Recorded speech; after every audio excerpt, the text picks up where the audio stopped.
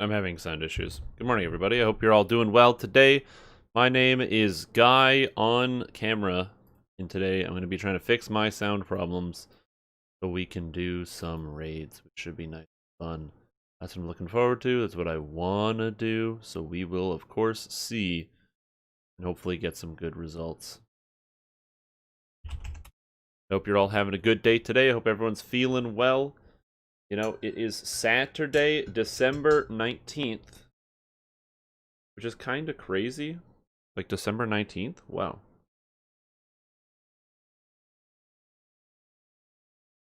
It's a late day. The year's basically over. 2020 come to an end. Dang.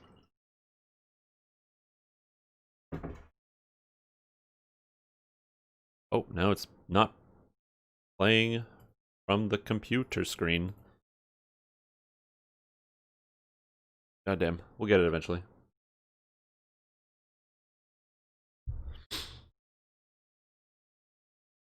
Audio. Please let me put this on the right audio device. Thank you. Holy guacamole, that was challenging.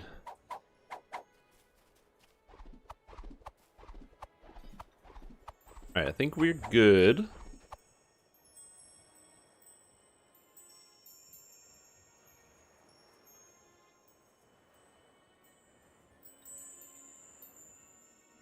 That's funny. That's very funny. But yeah, good morning. Good morning, good morning. Let me post this thing. I actually didn't post the stream yet. And I need to do that. We're gonna be doing some raids today. So if you want to see some raid action going on, you'll be able to see some today here on the stream and only on the stream because it's Saturday and we do raids every single Saturday. We're live with raid content from EDO Shadow Raids. You gonna buy VIP for DDO today? Oh, nice! That's awesome. That's cool. Yeah, I'm basically always VIP. I'm a huge fan. VIP is great. Lets you play like all the content, gives you a little bit of bonus XP, opening quests on any difficulty you want, although for me personally it's not really a problem. But still.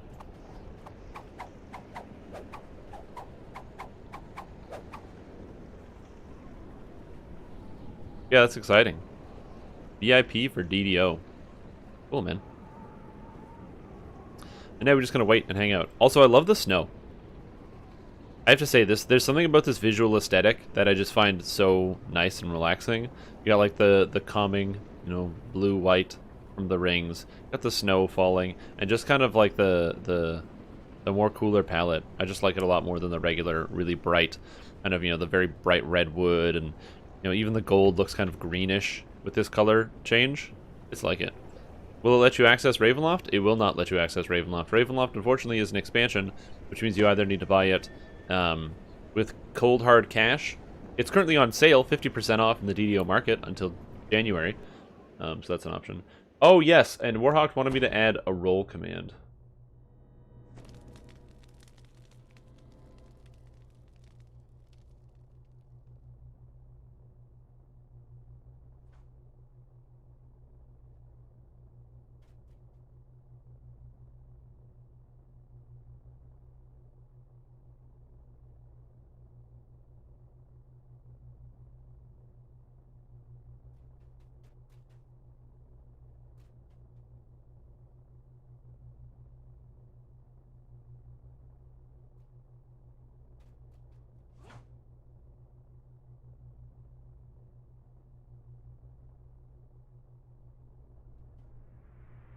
I forgot to do this.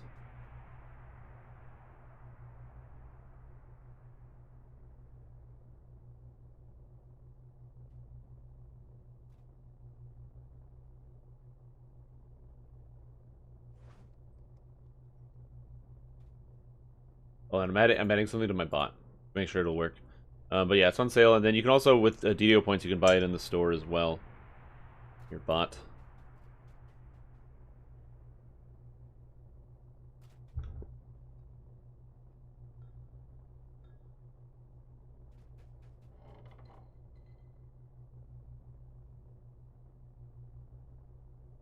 Okay, this should work.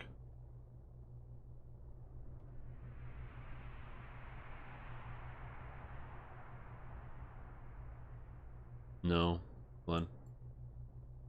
Missing a command.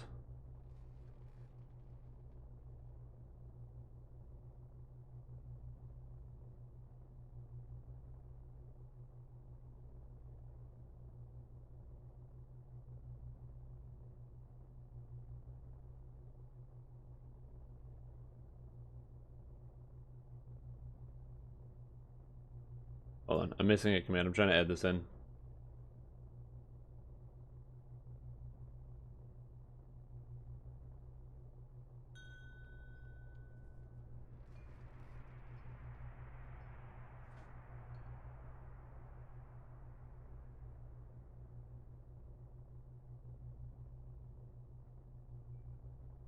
Hey, what's up?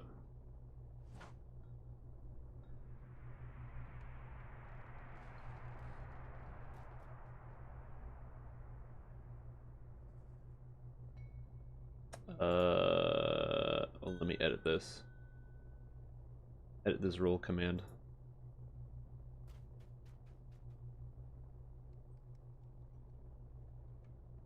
Also, thanks for the hydrate. Where's my water? Nope. Hold on. I'm gonna get this here. Give me a sec.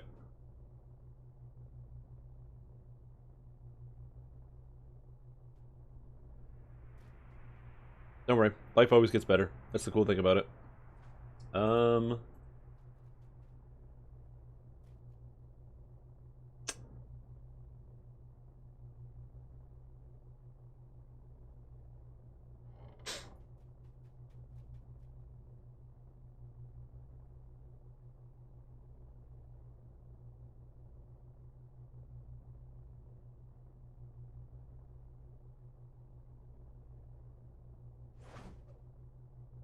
I am so confused.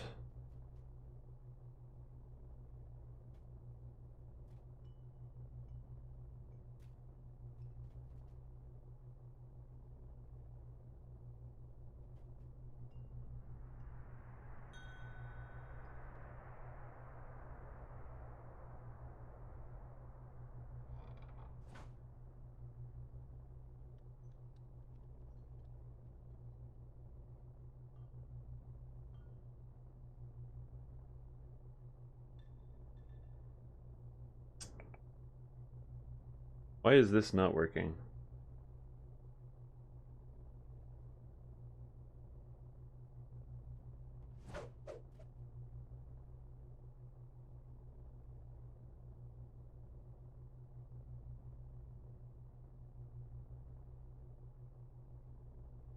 Maybe I'm an idiot. Hold on.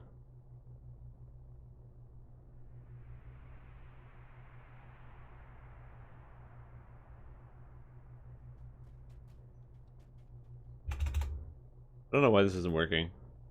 But yeah, sorry. I'm trying to set up this command that I was asked to do, and I'm like having trouble with the syntax, and I don't know why it's not doing what I want it to.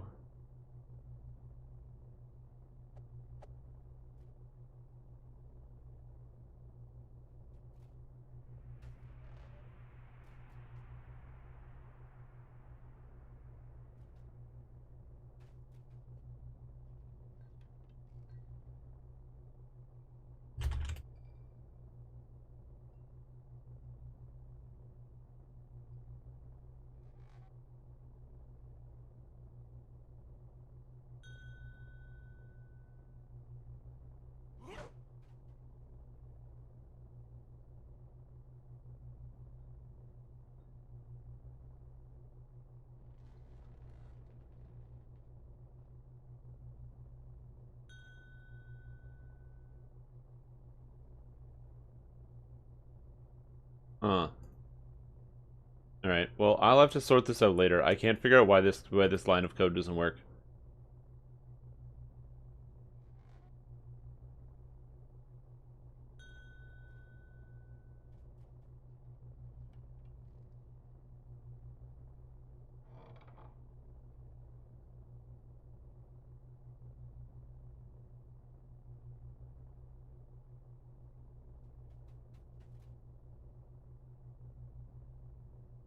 Yeah, I literally have all the code correct and it just doesn't work. So I don't know if there's something I need to change on my end or what I need to do. I'm not sure.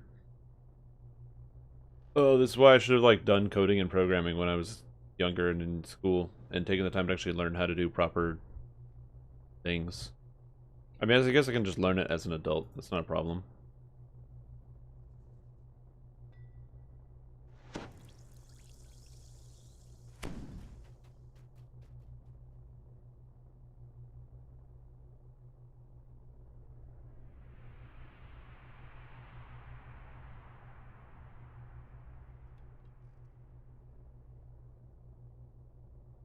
Okay, so in theory, I should be able to make a thing. Be able to make a command.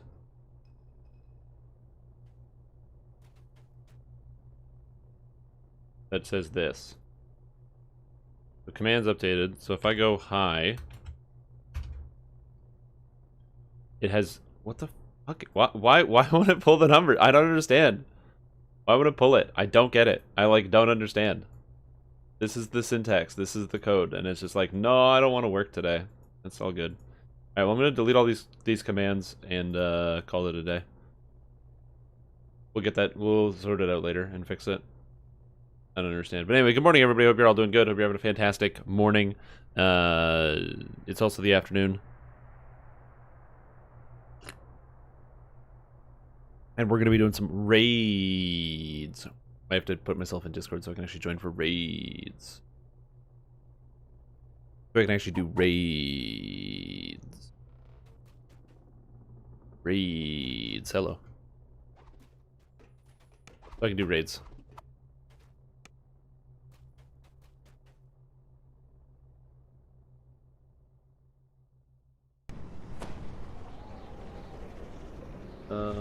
And I need to edit my, yeah, sounds good. I need to edit my thing here so you guys see what I have at the top of the screen. Build is, ooh.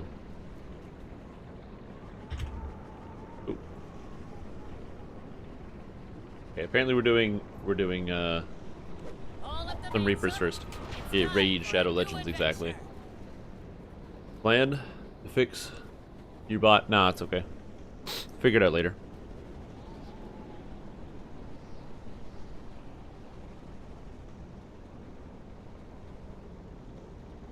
Where are we going? We're going to Ravenloft. Yeah, good morning, everybody. Hope you're all doing good. I got myself my cup of coffee, which needs to be drank.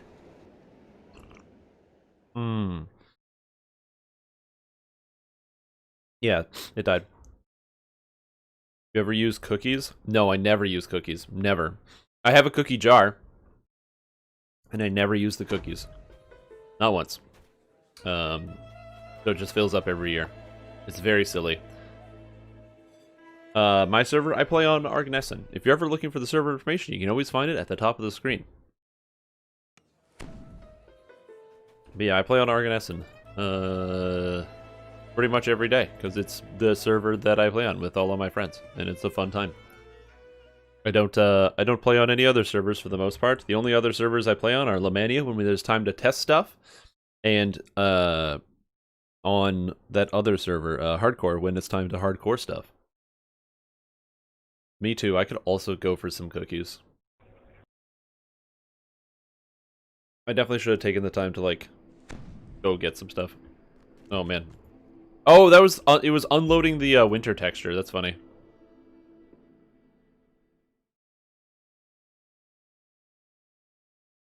All right. Anyway, I'm gonna load in here. Taking a long time to load today. I don't know why. I think it's the winters causing everything to.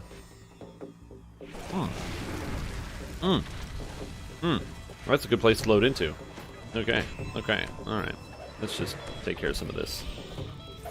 Oh no, I can't. I can't take care of any of this. Interesting. This is a bad place to be. Oh shit! That guy is blind and then swung and hit me anyway. Dude, that's so fucking horseshit. Sorry. That's like one of the most frustrating things I've ever seen. The blind monster swung blindly, did a 180, and then hit me for most of my health. That's so stupid. I mean, it makes sense because they're blind, but god, that's annoying.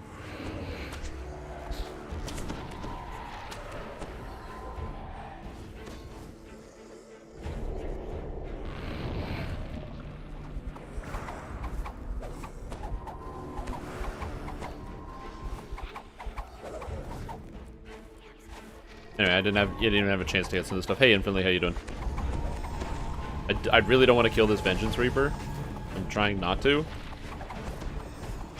Ugh, it's one of the situations that makes you wish you were ranged.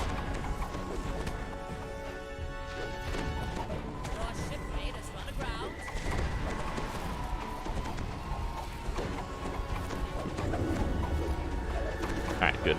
Smash. Alright, first. Oh, I could swap to a healer, I just didn't. I could easily swap to a healer, it's not a big deal. If you want me to swap to a healer, I can just swap to a healer. Okay, cool, it's all good.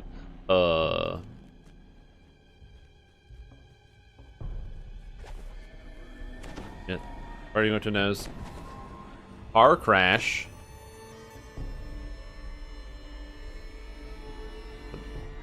That seems crazy. Unless you actually meant to write crush. At which point I'm just exceptionally confused at the use of the word crush in that sentence. Demon Soul, Light Bearer.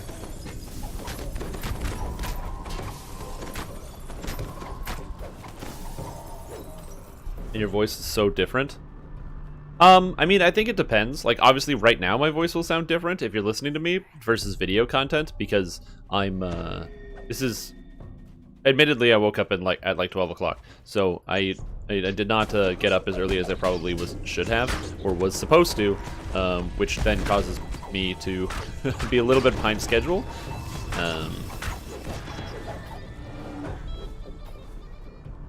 So yeah,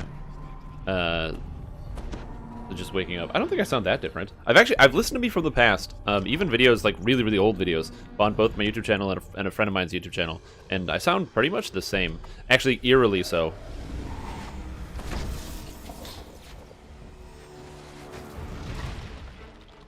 See you later, Aaron. You have yourself a great rest of your entire day. All right, let's go. Oh, that's a mark of law. He's immune. Yeah, I'm just gonna chill back here. Could kill these guys, or I can just, like, assassinate this guy. What? No, don't go through the walls. That's not what I wanted.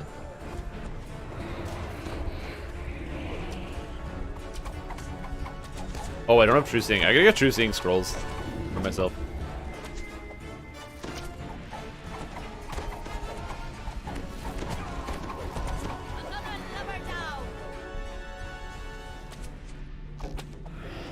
Here we go.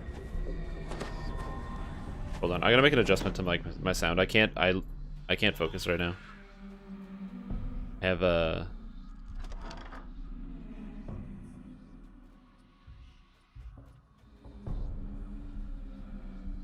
have like a Discord chatter in the background, and I can't focus. I have difficulty being able to talk and also hear the voices at the same time. It's like, or like, you ever have issues with like reading? Like I know some people that they can like read something and then also you can talk to them at the same time. I literally can't do that. My brain just freezes.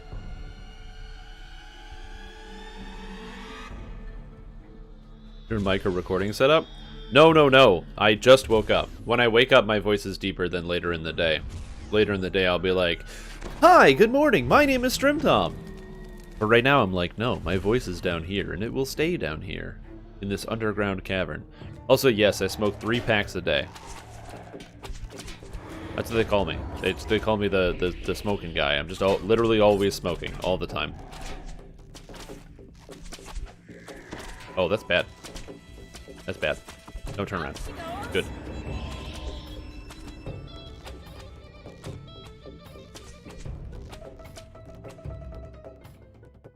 Yeah, no, I shouldn't sound any deeper in voice. The only way that I should sound deeper in voice is because for me, this is like, I just woke up. When I get some time and flex the voice, it's why you gotta like prepare. You know, you got these like big singers and what have you, and they'll like, you know, you gotta practice your vocals before you gotta warm up before you get started for the day. I chatted with my roommate a little bit, and that's about it. Oh, I'm supposed to also be stealth, so I don't instantly die up. I'm gonna die. I have deflect arrows, so I didn't die.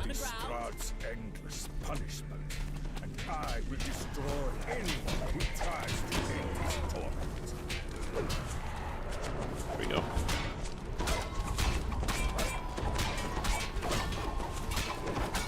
Never hit this guy.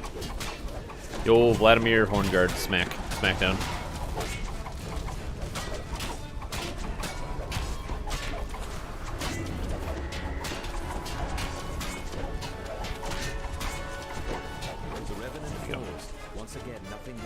Someday I will be, like I said, next life I'm going to be doing is going to be an Alchemist build. And Alchemists are cool because not only are they full DPSs, but you just happen to have spells like Mass Heal, like the AoE heal potion, and you just instantly pop everyone that's in your party back to full. It's pretty sweet.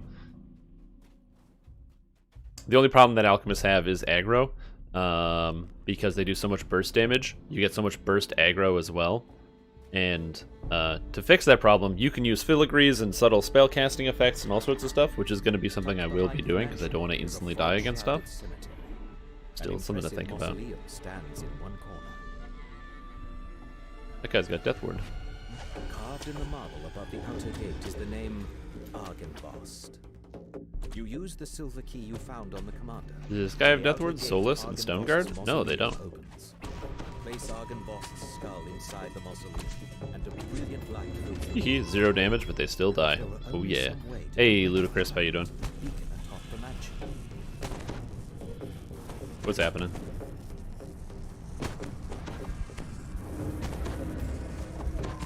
You have Death Ward? No, it doesn't look like it. The problem with, like, playing as a dagger character is you have to use piercing damage. And piercing damage just sucks against undead. Like, it just sucks.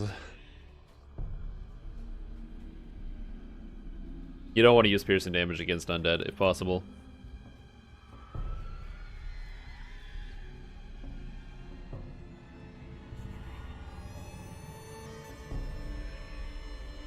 But yeah, how are you feeling today?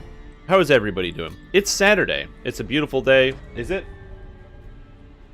It's so weird. Guys, it's like almost minus 20 degrees outside, Canadian. I don't know how cold that is in Freedom, but it's like pretty cold. But it's like that cold outside. And then on top of that, there's literally no snow. It is just green grass. It is like, well, like obviously frozen, dying grass, but there's no snow on the ground. It's the most bizarre thing. It's frigid, ice cold temperatures and no snow. Well, beyond ice cold. Ice cold is way warmer than this.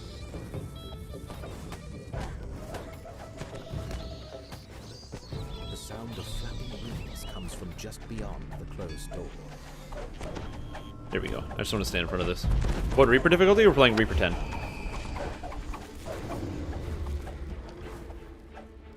This is my rogue.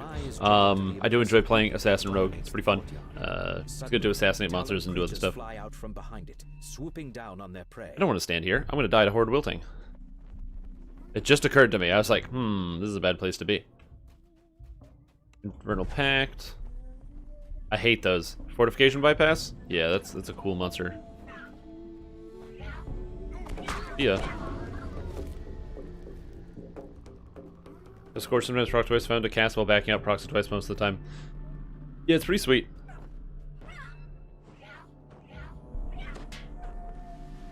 I'm helpless.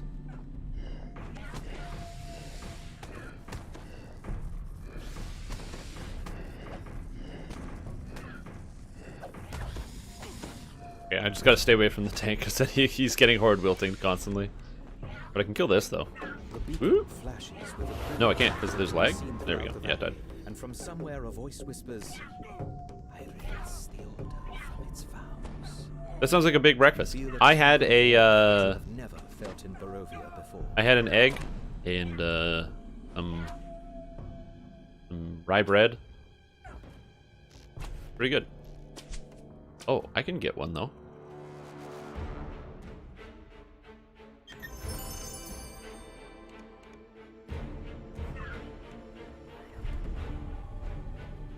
Let's do the old classic rogue dimension door.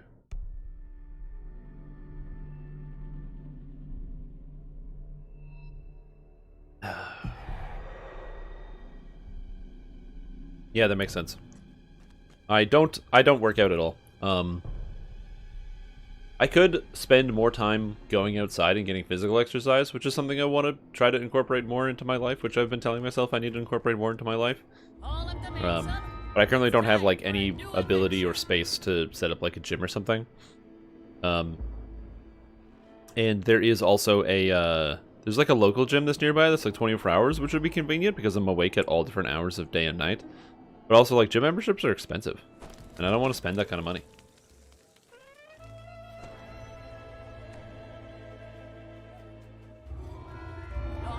Oh, sweet. We're doing Raven at the door? Okay, cool.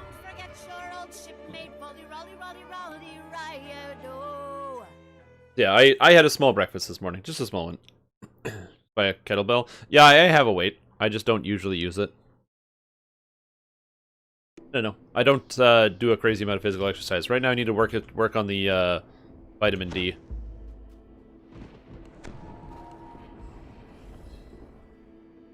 Yeah, I feel like people who are set up, who had like easy access to like physical equipment before the pandemic hit, were just in a much better place. Physical activity can have a large impact on your overall mental state during the day, and so making sure that you're able to, you know, stay active and do, you know, a lot of different activities. Would I be able to get true seeing? I forgot to buy scrolls. Yeah, people who had those stat stuff set up are in like a much better place. So it's definitely a very good thing. If you're out here and you're like, oh man, you know, you're having some bad days and, you know, winter is coming and it's being onset, try to add a little bit more physical exercise to your life to get some blood moving around in your body and your brain, and try to help yourself feel a little bit better. Following it all the way to the top should get you close to the lair of the see ya. clones mentioned in yesterday's journal. Oh, I hate Mark of Laws. They have Death Ward. Hit the Death Ward. I absorbed one. Absorbed another one. Yeah, there we go. Can't even hit this guy. It's so dumb. That's one of the most annoying things about something like Consume or Whale or whatever, is when you use like Whale of the Banshee or Implosion, and it just hits the guy with Death Ward, hits the guy with Death Ward, hits the guy with Death Ward, hits the guy with Death Ward, and then it stops. You're like, come on, video game. If there's a way to make it not target the guy with Death Ward, that'd be sick. Okay.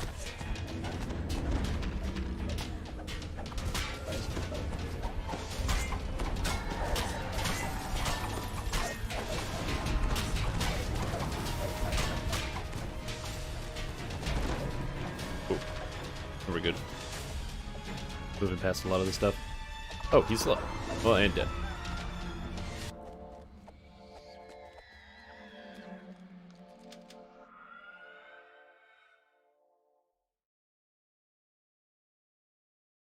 Yeah, it's a sad fact about daggers, is that unfortunately you just manage to have very little impact sometimes on certain monsters. Specifically undead, because of their resistance to piercing damage. You know, so I can do some damage to some Reapers and some other types of monsters, but gotta be mindful about some of the undead in here, because they can be quite dangerous. And they're all dead. Sweet. When you're playing a character like this type of rogue, like an assassin, it's all about positioning and just making sure you're standing in the right spot and you're not, you know, getting killed by stuff you don't want to get hit by. That's important. Endgame blunted dagger. No, I'm okay as it for it being like a weakness.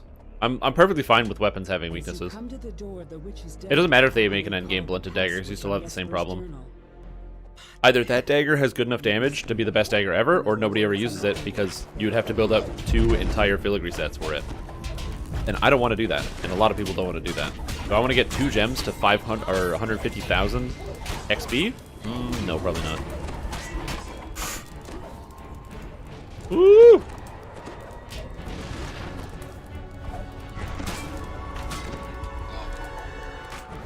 God damn, man. Your sub ended today? Don't worry, Royal Fishhead Gaming. You can always resub and rejoin the stream team.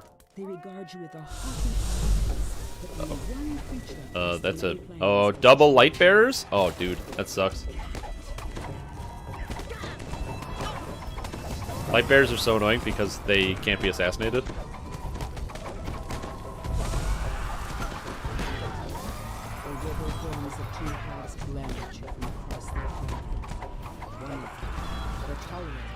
Alright, there we go.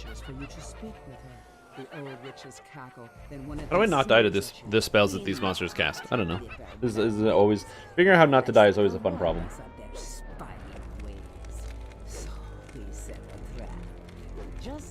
That's one of the things I enjoy about playing the rogue. There's a lot of flexibility, but there's a lot of different, you know, different good options for how exactly you want to maneuver your character through a combat. Good. More ads. If you didn't know, during this fight, if you tell the Cauldron Gora, which is like the keyword, then the boss can't summon any more ads.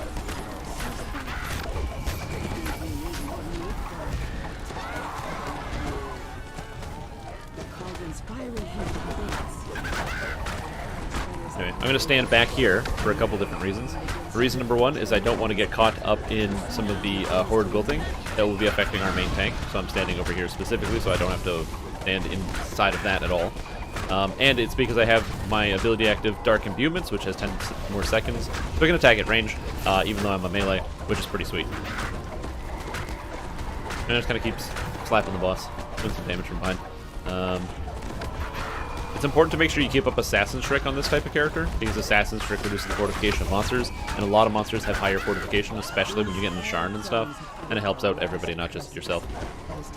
Apparently there's a Restless Soul who's just been chilling here the whole time. It was really funny. Pain and Suffering? Maybe. So I'm currently using Pain and Suffering because I don't have that new dagger. But the new dagger that came from the dull dagger, whatever it's called, I don't have a copy of it. But anyway, that one arguably is really good. One of the reasons why Suffering is so good, not Pain, Suffering, is because Suffering has Constricting Nightmare, which is effectively the ooze proc for -10 to physical and magical resistance rating. Thank you. This is the new dagger, the Keeper of the Crimson Covenant, and the Keeper of the Crimson Covenant. Oh, I can't hold it while I go through doors. It has a bunch of damage effects, but most importantly, it also has a fully unique additional -10 physical and magical resistance rating. So a lot of tanks are using the Keeper of the Crimson Covenant because that kind of stacks up and you can use that effectively. So you got a bunch of different options, but yeah, there's evil damage, bleeding damage, there's a vampirism effect, which doesn't matter, and then there's this, physical magical resistance rating reduction. So being able to do a solid 20 with 2 of those daggers, having a Suffering and a Keeper might be the better option, where you technically lose out on damage in terms of your personal single target, maybe, but it'll probably even out, and then at the end of the day, it makes the entire party do more damage, which is more damage. Easy RQ, higher DPS. But yeah, none of the other daggers that... Oh, hello. Rats. I made my save against Horde Wilting too. Quest received. Yeah, so Keeper of the Crimson Covenant is there. And then the final thing is Final Litany of the Crimson Covenant, which is the dagger's its chance of conjuring Mark of Death itself, snuffing out life from your foes instantly without a save. This procs like 10% of the time, by the way. So it rips monsters. It literally just rips packs apart. If you have one of these, you can play this on Reaper 10 and just start destroying monster packs. It's hilarious. As long as monsters don't have Death Ward, there's no save on it. So, also J-Man, welcome to the stream. Hope you have a fantastic day. By strength of will alone, you push yourself through the tiny tower window and take solid form again on the inside. The tower seems to be bigger on the inside. But yeah, so it's a pretty good dagger. The problem is to get it, you need to be of the Vol religion. You need to have the dull dagger. Then you need to go do Mark of Death and step into one of the clouds. Oh.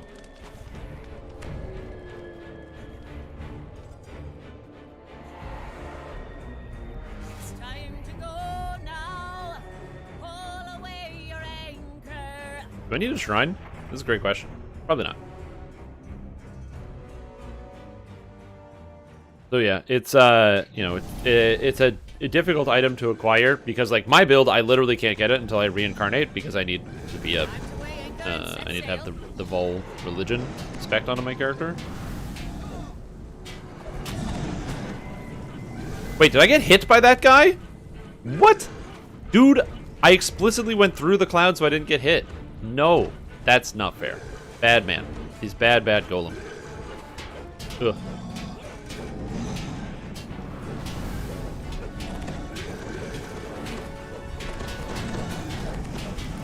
God damn it. Freaking golems.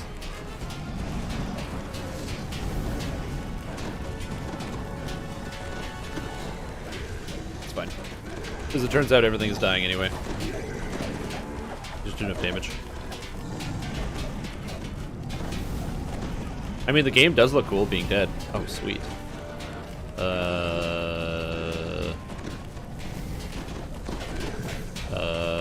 5 kills. Yeah, I gotta wait for the cloud kills to move away. I can't. I will just die if I go over there. So, but chill. What's this?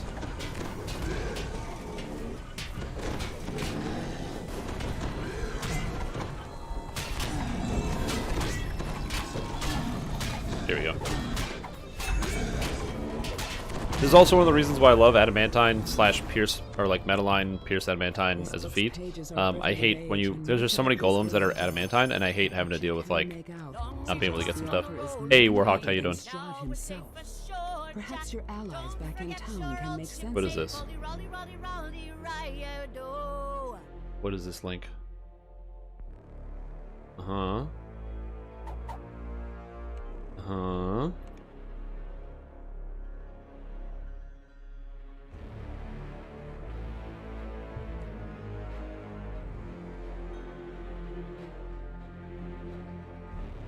Yes, it will be possible. I was screwing around with it this morning. I don't know why, but I have the correct code in the bot, and it just doesn't work. So I need to figure out. There's probably something on my end I need to enable, of like a Mac, or like allowing it to use different types of code or something like that. I'm not sure about. But yes, it's 100% possible to do a roll command.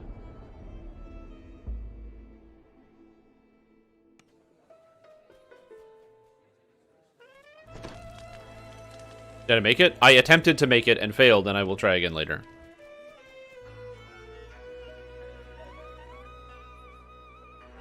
But yeah, I attempted to create it, and I will continue to attempt to create it in the future. Oh. Alright, don't tell anybody. Don't tell anybody that instead of my Slave Lord's piece for my armor penetration against all these undead, I had my skates on. Wait, how'd I get here? No. What is known? I'm not sure what you're talking about, citizen. I'm confused. They're just skates. It's fine. Don't worry about it. It's not that big of a deal. What do these even do? I can't even get into the friggin' quest because I'm loading. Armor piercing, intelligence, tendon slice, quality physical sheltering. None of that stuff would have saved me. Still would have died. Oh, let's do some betting. Let's do some predictions. Hey. Am I gonna die in Wachter house? According to Lady Fiona Yes Wachter, or no? this secret passage Get in your leads submissions. straight You to have the 2 minutes. Baron's Am I gonna die in this quest? Way.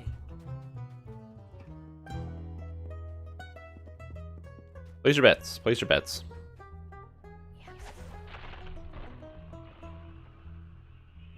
Is it R10? Yes, it is R10.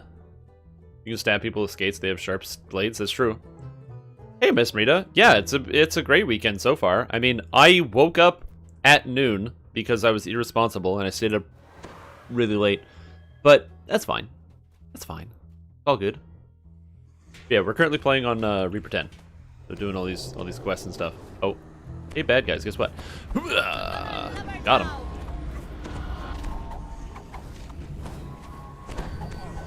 Quest completed. Love you lots, Strimmy. Keep up the great work, D.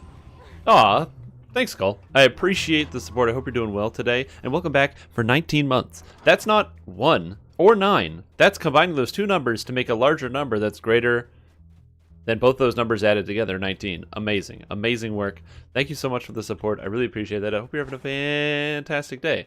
Although I'm certain that you are.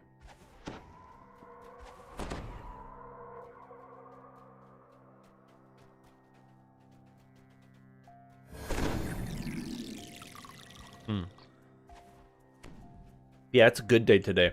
It is a good question. If monks wear blades, because they have a kick attack, they should get additional damage. Like, whenever they make the kick animation, it should do slashing damage instead.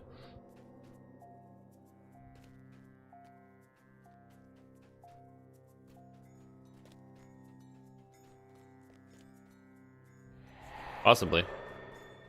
Possibly. It's gonna be the buttons here. Lady Fiona Wachter smiles confidently. Aha. Oh, is there really being a small Hello. Now, we wait. Oh, hello, Reapers. That's a lot.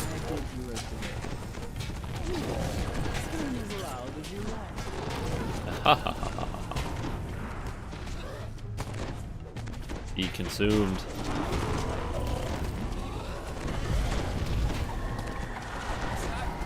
What? Call yourself in support for repairs. Son of a gun! The vengeance circle was in the air and I didn't see it. It was up here. Oh my god. Alright, well, congratulations to people who said yes. Son of a gun. That's what I get for trying to kill the Reapers. I should have just stayed out of combat and waited. Oh my god.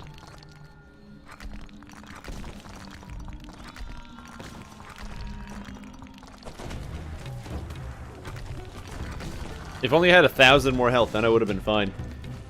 And also more magic resistance rating. Oh wait, I'm a rogue without with like no past lives. One more shipmate lost to the deep. That's it. That's it. That's just it. I am one more shipmate lost to the deep.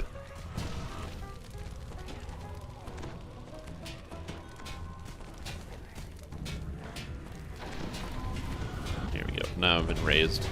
Perfect. I'm gonna get the heck out of this. No, no, no, no, no, no. Buff myself up with some martial hymn. Buff myself up with some other stuff.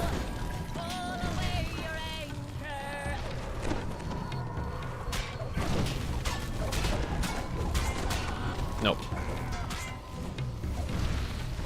Not again.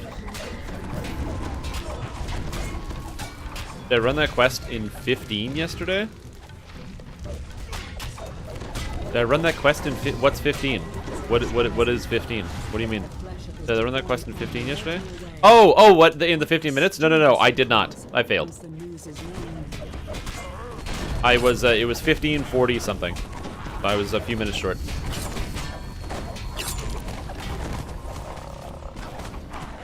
It was very unfortunate. I didn't want to lose. Yeah. I wanted to succeed. I like this prediction system. It's kind of fun because it adds like, well, one, it's literally gambling, so that's the thing. But also, I don't know, it's kind of neat to have sometimes the opportunity to have some cool and funny circumstances happen.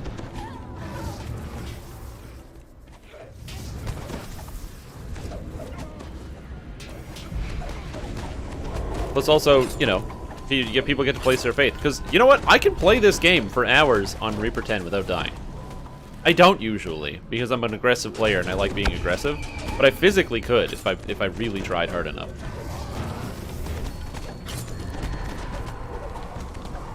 No. Fine, I have uncanny dodge. What are you gonna do? Good devil, attack me? There's a Despair Reaper in this pack. This thing. This thing?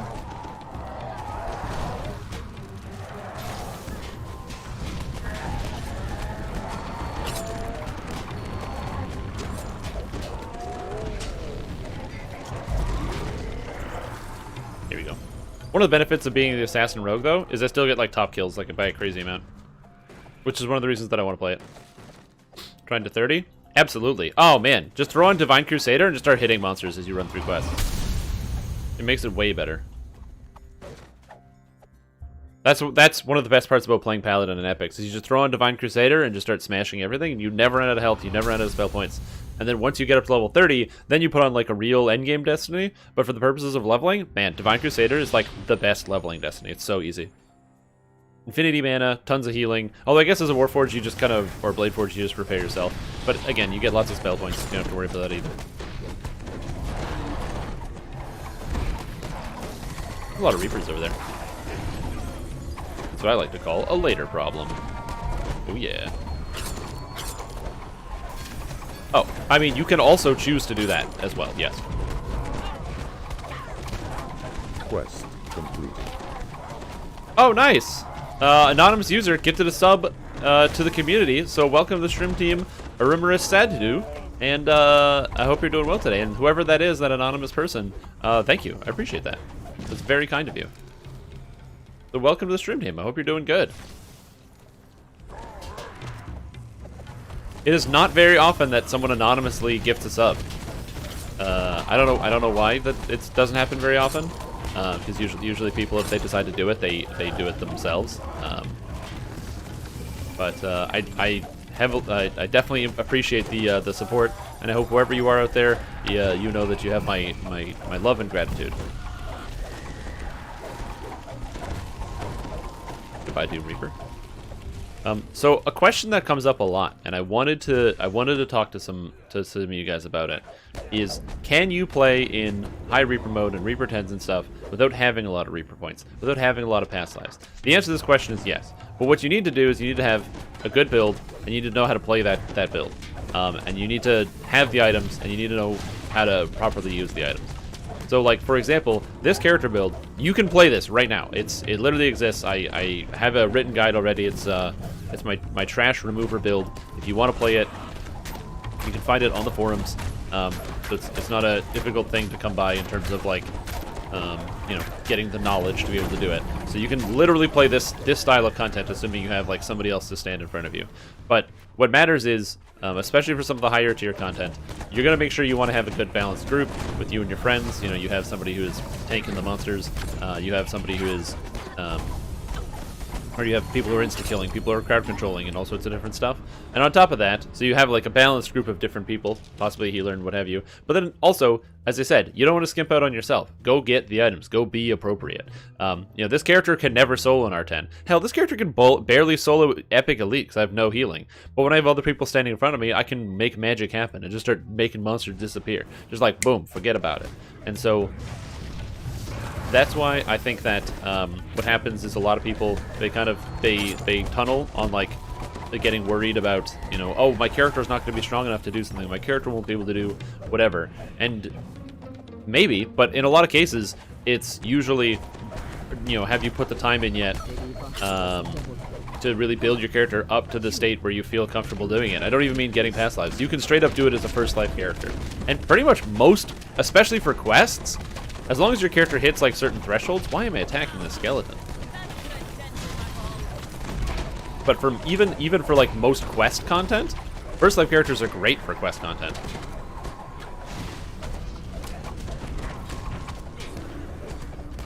Renegade Summoner. Do we have to kill that Renegade Summoner? I actually don't even know.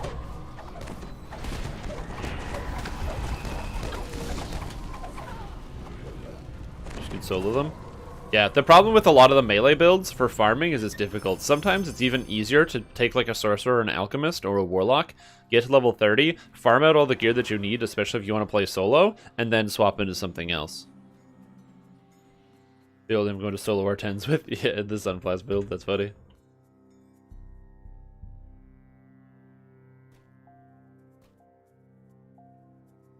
Anyway, after this I'm going to go to the town and buy some stuff. Oh right, I can't assassinate Pride and Joy. Well, I can come close enough though.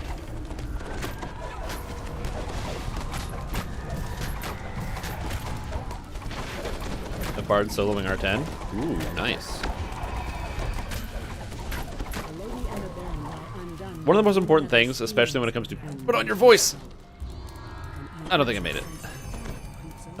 one of the most important things when it comes to trying to solo like Reaper 10 content is that it's extremely difficult, and there are a lot of builds that can't handle certain Reapers. So, you know, if a Doom Reaper shows up, the quest is over and you have to restart.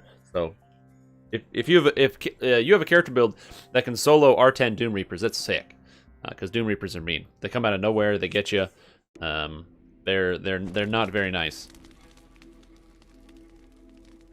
This is my trash remover rogue build. And so the idea behind this character is doesn't require any past lives. It is a pure 20 rogue. Race doesn't matter. I played for the build that I actually posted. There's a video on YouTube, and I'll post you the link if you either want to watch it or just read it. Trash remover rogue. Here you go. And that's the written version. Yeah, so if you wanted to read it, you can read it there. There's also videos attached if you just want to watch the videos that explain it. I leveled this the first time I played it. I did it as a halfling, so that way I could have these self-healing during the leveling process. This character, when I did this character, I did it as a wood elf because the wood elves look hella cool. Look at my friggin' hair, dude! Are you kidding? Are you kidding? So yeah, so that's why this character is a wood elf, which is important, and it's pretty fun. Like I said, the actual points in the tree are irrelevant. Like these racial points don't matter. All that matters is this stuff. This stuff right here. That's all that matters.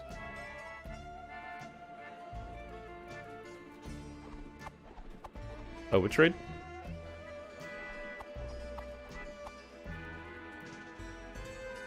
Oh, okay, yeah.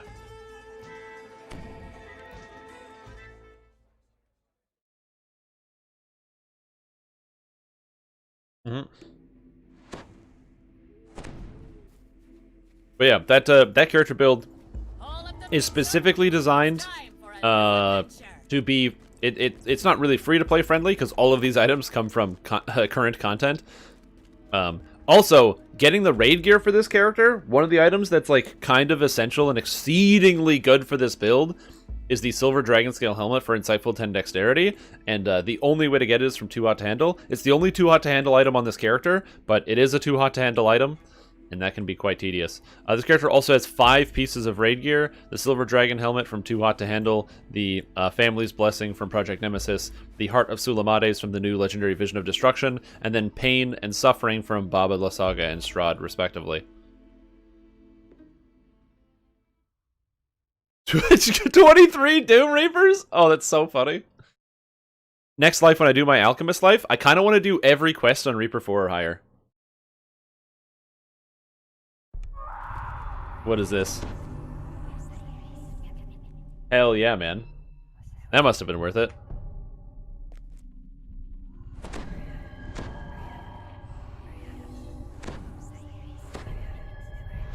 Oh, true seeing. Thank you. Hey, Nightbon, how you doing?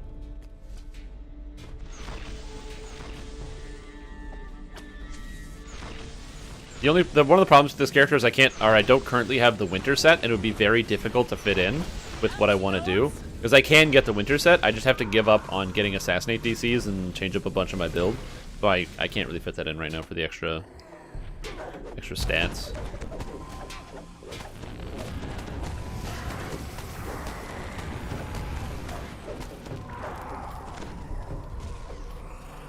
Every legendary on R4, because the legendaries would be very easy on R4. No, sorry, not every legendary. I want to do every single quest on Reaper 4 while leveling on my Alchemist build, if possible. Or higher. Alchemist is supposed to be really good, so I'm like, hey, you know what? Let's just do them all on higher tier Reaper. Assassinate. Got him. God, assassins are the friggin' best, man. Look at these kills. That's why it's called the trash remover build, because you pretty much always end up being top kills. Oh, I forgot to do a prediction. Die in Amber Temple. Yes. And no. You guys have 1 minute. Am I gonna die in Amber Temple? Go for it. Important note about this prediction. specifically, is that there are monsters in this quest called Flame Skulls, and Flame Skulls are exceedingly dangerous because they chain cast Horde Wilting, which makes this dungeon very, very dangerous of a trip.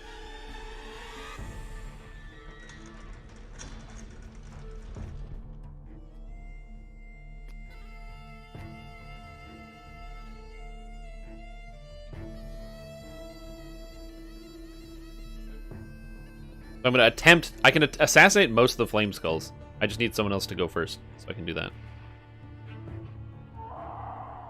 Can Tempest Ranger solo High Reapers, or do you just have False Hope? The problem with Tempest Ranger is you have no way to heal yourself. So if you take too much damage, you just instantly die and you're done. That's it. Game over.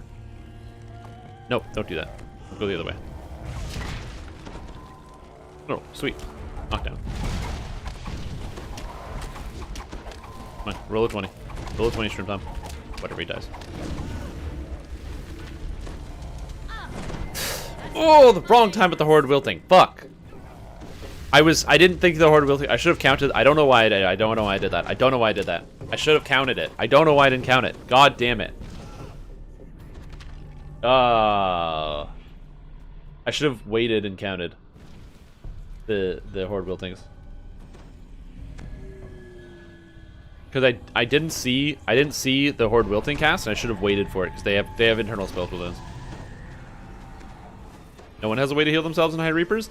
Well, the problem is, so there's a difference between not being able to heal yourself and having okay, so you're right. It is difficult to heal yourself in High Reaper. However, multiple characters have a lot of really good ways to do it. Barbarians are extremely good at healing themselves in High Reaper because they get health back when they hit monsters using the Ravager tree. The health does not scale. It doesn't come from them. It technically comes from the monster. And so since the health comes from the monster, it makes it pretty easy, or it makes it so they're easy to self-sustain. So that's important. Oh, is everybody upstairs? Oh. Yeah, I don't have wings. I mean, I can manage some of this situation, but I can't manage enough of this situation. Yeah, I'm just gonna pump the brakes and hang out here. This seems good. This is a good place to hang out. You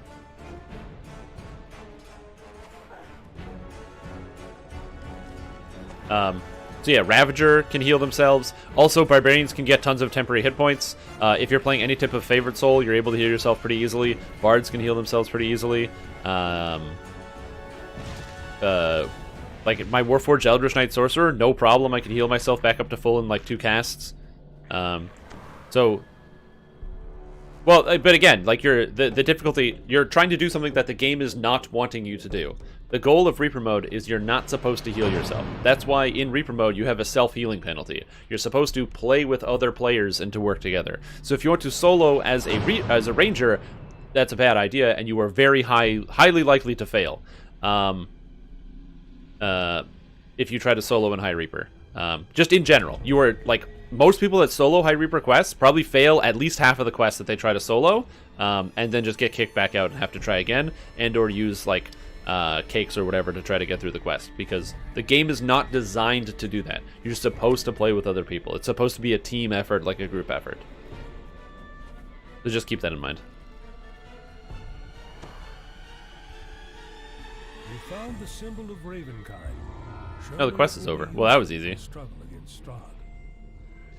So if you want to play a Tempest, you can play a Tempest in a group. If you want to play a Tempest solo at High Reaper, you are likely going to fail. I'm not saying that you will. People can do crazy stuff, and you might be able to come up with like a unique and interesting way to prevent yourself from dying. One of the great ways you can do that. Oh, I didn't even realize it was going to happen. Thanks. Thank you. One of the ways you can fix that is like by playing as a shifter. So shifters have the ability to enter a shift, which is their shifted stance, which counts as a rage. And you can use shifting while also using the filigree set, the Blood Feast, by swapping to an item that is the Blood Feast, then shifting, which gives you 1,000 temporary hit points, and then swapping off of it. That's pretty much the only way you can keep yourself up defensively as a ranger. And so if you do that and you have enough physical resistance rating, say getting around 300 or so, you can probably take a reasonable number of hits and with you know, talking like 35 to 40% dodge chance, and also your extra incorporeality plus concealment for being a ranger, you can probably get through a reasonable amount of stuff, combining dire charge.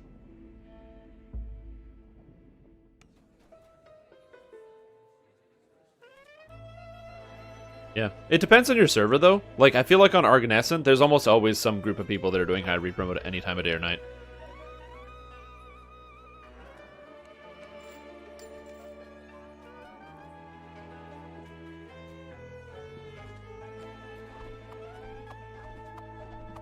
So it depends on your server as well.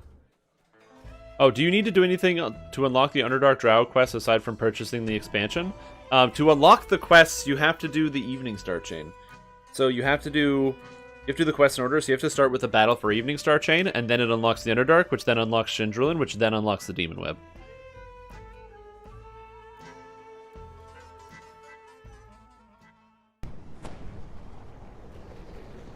Yeah, I can't really speak to the experience on Kyber, but yeah. Oh god. Yeah, people play at all times of the day or night. In fact, if you want to check when people are playing, you can go to playeraudit.com. Playeraudit.com. We go DDO population statistics live. So if we do it together as a team, whoocha, check it out. Boom, playeraudit.com. It's where you can check out all the player concurrency data and stuff. So I can go to servers. I can look at like player data. Kyber. Where's Kyber? Kyber's here. Kyber has 245.8 average players. So if I just kind of filter this out by just Kyber, you can see here that Kyber peak playtime is 21 hours EST, so 2100 hours. So that's 9 p.m. Eastern time, and their lowest time is 5 a.m. Eastern time. So if you play on Kyber, you can kind of use this chart to figure out when you should be playing the game and to know when you want to do stuff. Oh, I'm leader. Oh shit, that was a mistake. Yeah, that was a mistake.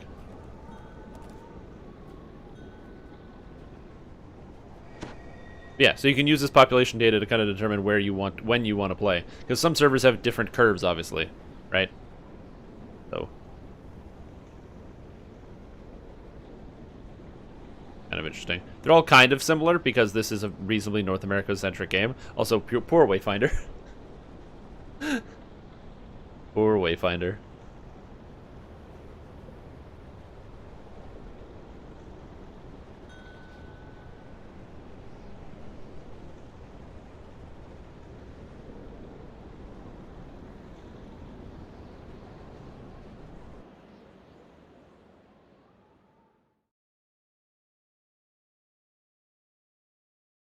Next year, everyone knows your name. That's funny.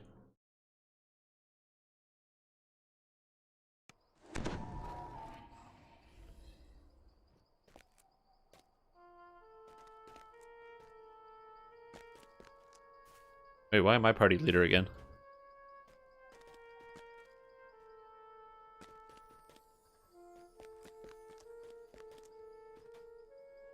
Oh, Shroud. Yes, yes.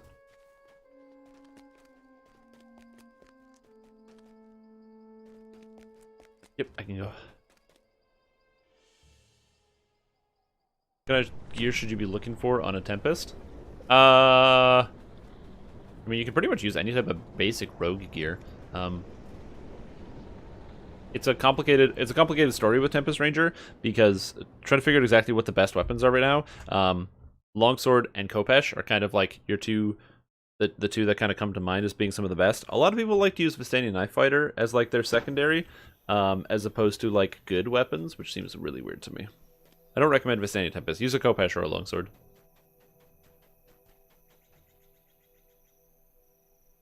All up the mainsail. It's time for a new adventure.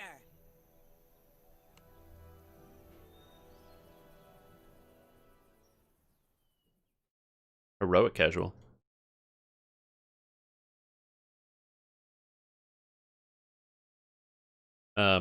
Yeah, so what exactly should you be using? Pretty much what most melees are using.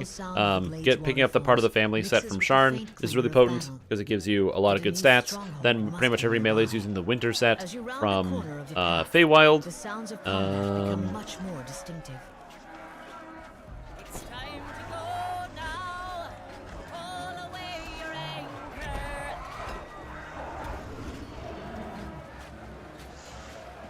You notice notice a small rusted keyhole this set open. into the mouth of the gargoyle. Isn't the scimitar from Project Nemesis good? Scimitar? There's a scimitar in Project Nemesis? Oh, wait. On Heroic Casual, I can't one-shot these slads? I don't do enough damage? That's hilarious. The battle in the air and attack.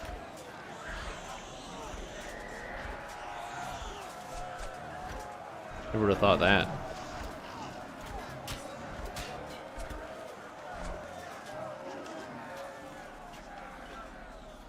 Yeah, Kopesh is probably where I would go. Kopesh, strength, you know, pretty basic stuff. Grab a Kopesh, have some strength, smash some monsters. Your race doesn't really matter too much. I imagine that, you know, Azamar would be good, Half-Orc would be good. There's a lot of different options. The problem with the Ranger is you kind of want to spend like almost 45 to 46 points in the Tempestry because there's too many good defensive options as well. And passing up on some of the defensive options is like a really bad idea. I personally like Elf Tempest Ranger because it gives you access to displacement, which is pretty cool. Fractured Elegance. Oh, that's the one that has glass shards on it, right? Okay, why is... Oh, sorry, my game froze for a sec.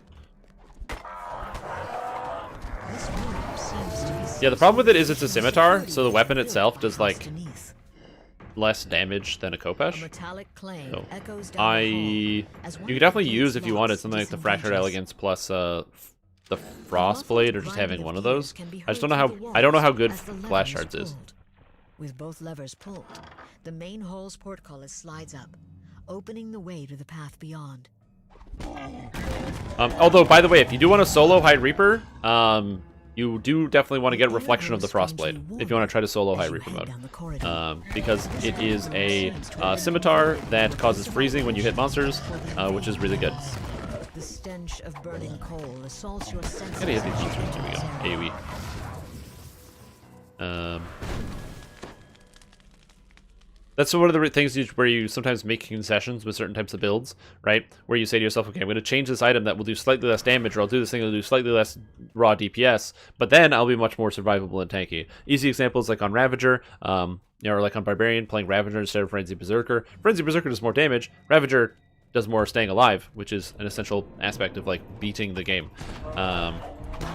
Same thing, having like a swap for the Reflection of Frostblade, or even just like trying to main use it is also a good idea. Malicia smiles as she says, "It's Reflection of the Frostblade. Is it true that almost all melee characters should use a Kopesh? No. You didn't think those other times I died. Kopeshes are great, but longswords are better. Did you? You have to kill me on my own home plane for any Yeah, you chance can't do at any that." damage when you're dead. She continues, and just as a hint, Technically, you could use both as well if you have the feats for it. or here for that matter. But I can't really let you live now that you know that. Because that's also like a good option. Goodbye, time to die. As the succubus falls, she whispers, "Until It was time to die. next time." Yeah, Kopesh only advice is that's actually kind of accurate. When did Calamity come out? That was 2017. Yeah, Calamity came out in 2017, so Kopesh only would have been 2017, early 2018 advice. Just go heavy picks. I'm not going to tell you to do that.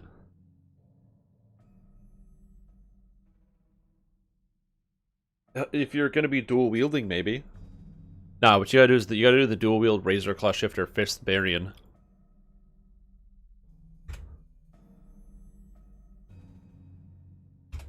Okay. General chant. Oh, Meridia's like lagging, I guess.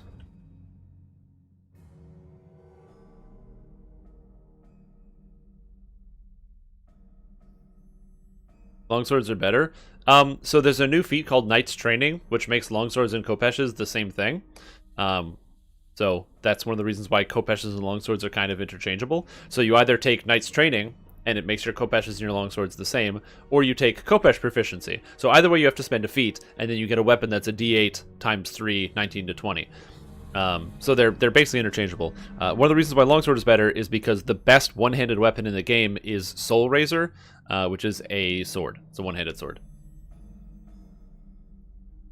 No worries, it's all good. Yeah, so that's where long swords come in. Soul Razor is just the best weapon. So it's not the easiest weapon to get, but it's pretty good. As I said, I feel great. I feel tippy top. Top of the world! Feel fantastic.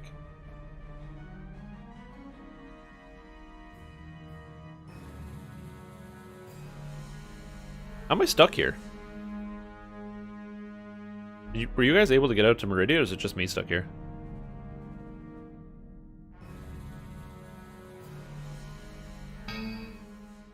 Oh, my game crashed. Never mind. Hey, we got a raid from Mr. Ivo Minikowski. How you doing, buddy? How you doing? How are you feeling today? How's your raid group? I was trying to figure out why I couldn't load out, and it's because I game crashed. Who would have expected that? All of a sudden, boom, game crash. Call it a day. Thank you. How do they do that thing or whatever? Where it's like this? You gotta, be the all the K-pop stands in the crowd.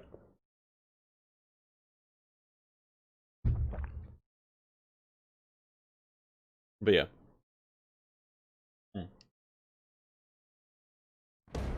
New XQC, that's me. Why not? Hey man, I could be like the XQC of DDO. I'm Canadian. I'm not French Canadian. I'm not French Canadian. But I'm a Canadian.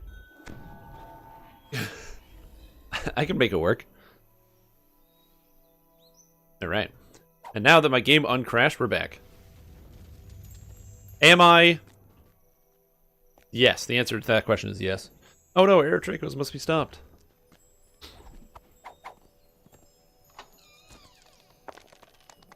Raid? Never heard of that? Oh no, I rolled a 4. Dang it. Oh well, daily gold rolls still exist. What air am I doing today? We're currently doing some raids. We're gonna be doing some shrouds. We were just flagging some people through shroud, and we're gonna be doing some more raids. Hey, have you guys heard of raiding in Dungeons and Dragons Online? It's a video game. In this video game, you get to raid and do some stuff. Maybe I could talk about my character build while I chill. Later, I will have a wonderful lunch or dinner. No, lunch. It's like 1:30. We live in the same time zone, right? Yeah. It's like 1:30. Go get some lunch. Get some food. Nom nom. Have a good time. Yeah, on hardcore, I ran a wisdom-based Tempest Ranger. We ran Reaper mode the entire way up, so we got all the Reaper point rewards. We did the 20 Reaper points, and then also 5k favor and I did on wisdom-based Tempest Ranger. It was an Azamar Scourge using heavy maces. I love heavy mace Scourge. These aren't free until evenings. I mean, yeah, that sounds right.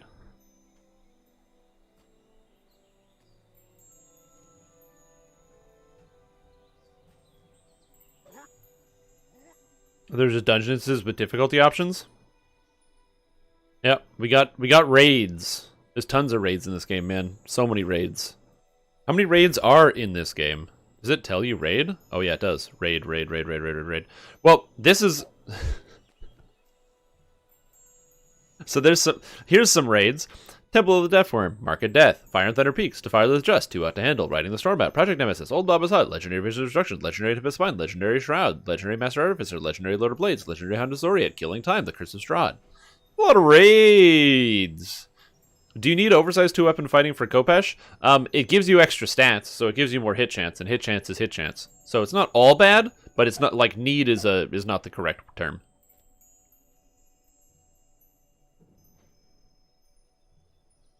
Hound is still your favorite. I do enjoy Hound of Zoriat. It's unfortunate that because of the Bard Aria changes, the Bardic Aria no longer affects the Hounds, so Bards are effectively useless for buffing the dogs. So you still want to have like some weird quasi-Warlock build with that stupid Scion of Elysium.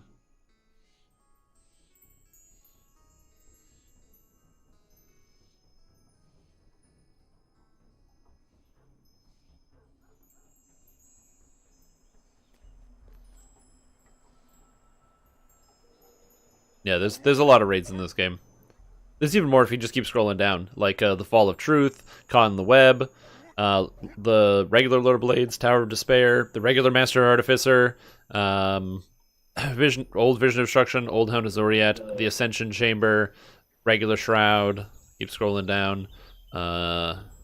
Reaver's Fate, The Titan Awakes, Zowabi's Revenge, Twilight Forge, Plane of Night.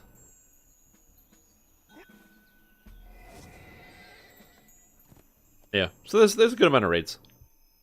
And the cool thing about it is all of these raids, by the way, all the ones at the top here, Temple of Deathworm, Mark of Death, blah, blah, blah, blah, blah, all of them are worth it to run because on Elite difficulty, they all drop tomes. Which is great. So you can, if you don't have tomes, you haven't bought any, you can always get some by doing some of these raids. And on top of that, they also drop the endgame raiding currency, which is the Threads of Fate. Which, if you have never seen that before... Oh yeah, I have my bag over here for just this purpose. No, I don't have threads on me. Ooh.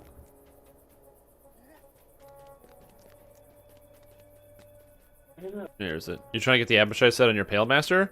Oh yeah, I don't like the Abishai set. The Abishai set is worse than like just Canis crafting some stuff for level 5. So I don't like using it. Yeah, there it is. Calamity. A brush with death. Oops. Let's move that up here. There's your Calamity. Sanctity. Greatsword. Oh yeah. Torn. Nocturne. Duality. Tremor. Sticker Click. Someday I'll use Sticker Click. I don't know when or why, but someday. It's gonna make it into a build. But yeah, threads. So 2405. So Threads of Fate are like an endgame currency that exists in the game right now. And all of those raids that I mentioned before drop the Threads of Fate. So if I crack open my Threads of Fate right here, you can get a whole bunch of stuff. You can get yourself the Diadem of Glory, which is like this purple crown, which would fit really well with my character aesthetic, so I'm thinking about it. This, you can get yourself a Spark to get more filigree slots in your legendary weapon. You can get special filigrees. They're like special double filigrees, like +2 wisdom, among other things, which is pretty cool. So you get even more stats.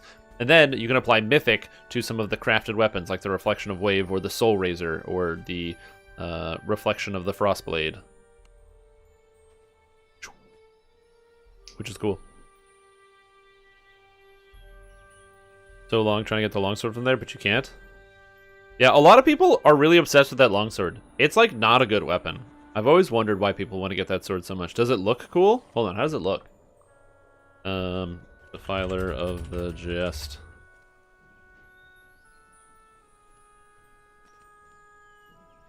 Fell Blade. Does it even look cool? It looks okay.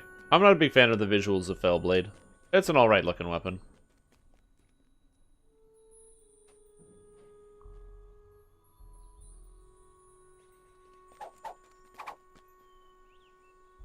The Blood Rage Chrism? Yeah, the Blood Rage Chrism is pretty cool. You just gotta run, I think it drops from Babala Saga. So just keep slamming them out. The nice thing about Babala Saga is it has no flagging requirement. Yeah, it's level 26. Oh, it's level 26. I forgot about that. That's very cool, actually. I forgot that they reduced the level of those items. That's actually completely different. Maybe this is a very interesting item. Again, as you said, it's not great for the endgame, but it's level 26, which is kind of cool. You can be like, yo, I got level 26, let me just throw in my Fell Blade real quick. Because it used to be 28 or 29.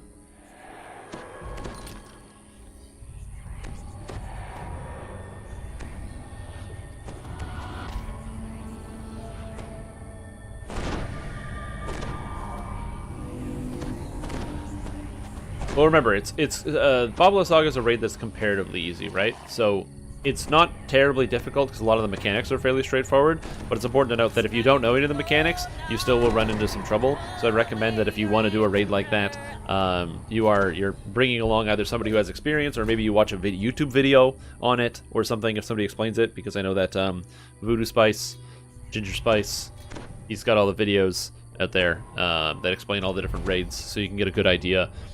This character demolishes Babala Saga, by the way. It's hilarious. I can assassinate all the scarecrows and all the shadow totems. So if you have 2 assassins in your raid, you can literally just go through the maze. You don't have, or like the part where you crisscross and have to kill all the shadows. You just walk in a straight line. It's great. Also, Legendary Shroud is fantastic. One of the reasons is because you can craft all sorts of cool stuff. One of the items that I have here is these green steel weave gloves, which you can't read what they say on them, but they have green steel, escalation, ethereal, and whatever augments, and these gloves give me plus 38 to all intelligence skills, which then allows me to be able to find and disable and do all the traps in the entire game. Because my search and stuff is only like 67, but when I put the gloves on, boom, 106, and I can do everything in the entire game. Pretty sweet.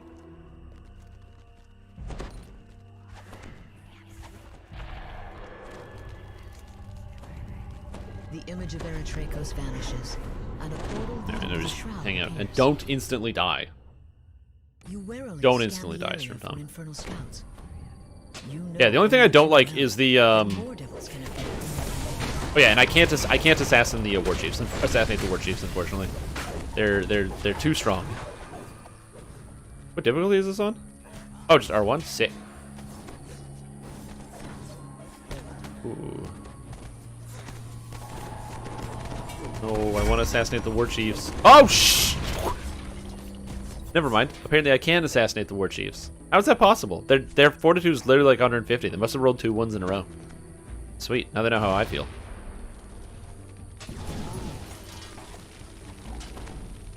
There's Akira and a war chief. He dies. That was just raw damage, though. I mean, it's a weird lag. My character's like not animated properly. Force, but the battle had just 30 begun. Staff Rogue? Yeah, Staff Rogue is pretty fun. Yeah, look up Voodoo Spice, not Ginger Spice. Yeah, this is correct.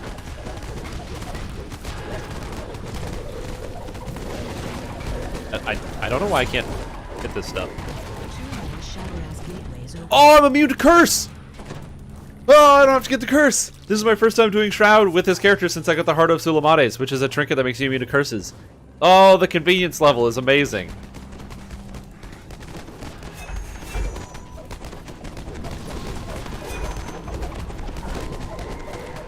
Oh, that's so beautiful.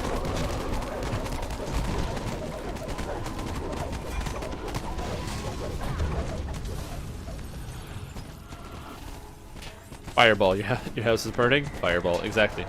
Put that, well, just use a cold fireball and put it out.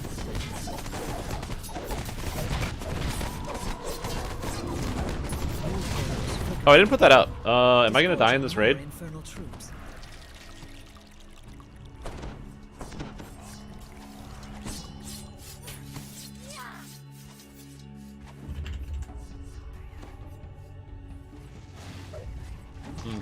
Place your bets now. Will Stream Tom die in the raid?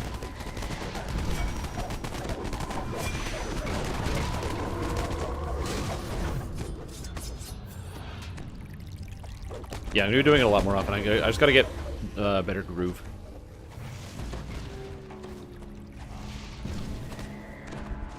Yeah, I do like running Shreed.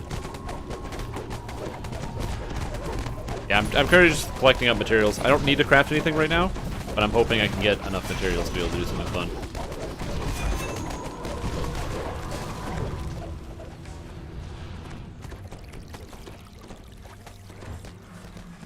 Yeah. The only problem with, like I said, using a cleric or a favorite soul, or pretty well, you don't need a cleric or a favorite soul because anybody can get Mass Frog. Oh no.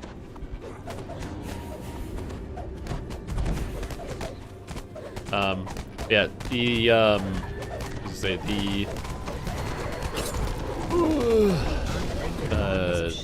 anybody can, as long as you have like a wisdom swap, anybody can Mass Frog. It just has such a long cooldown, it's really annoying. The rogue is like, hello, assassinate.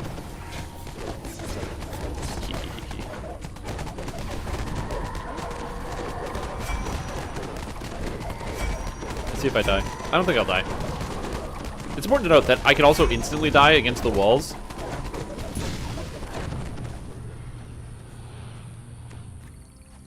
I'm betting you, Shrimp, don't let me down. I won't let you down.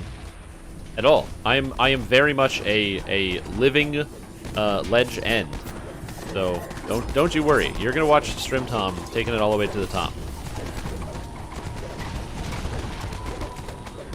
Does Reg Frog work on totems? You mean regular frog as in the alchemist frog? Yes, alchemist frog also works. So alchemists are great as well because they can frog really quick too. I forgot about alchemist. I don't know why. I just, like, I never run into anyone playing Alchemist. I feel like there's no Alchemist on Argo. I never see anybody playing Alchemist. It's so weird. Don't make your save. Freaking guy. Or to Alex. I never play with Alchemist. It just never comes up. I don't know how.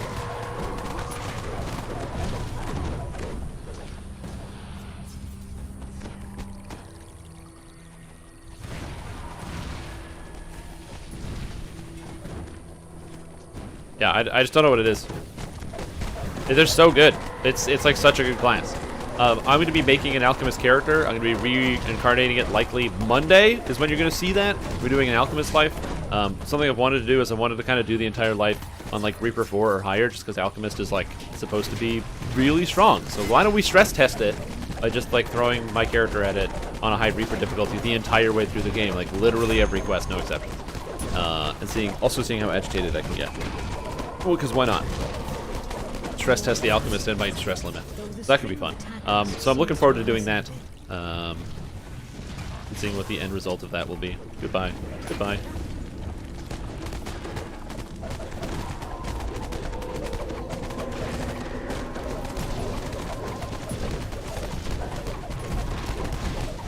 Yeah, like I don't even know who's playing Alchemist right now. There's a ton of people playing Sorcerer at endgame right now on Argonasson.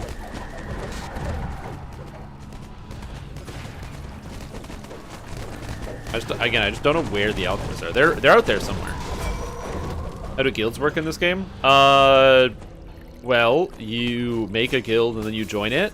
Guilds have a level. Every time you do anything, you have a chance to get guild renown to level up the guild. And everyone's guild renown in the guild adds together to make the level. And then, for the most part, guilds, other than having a guild ship where you can get buffs and kind of congregate, there's nothing else really guilds can do.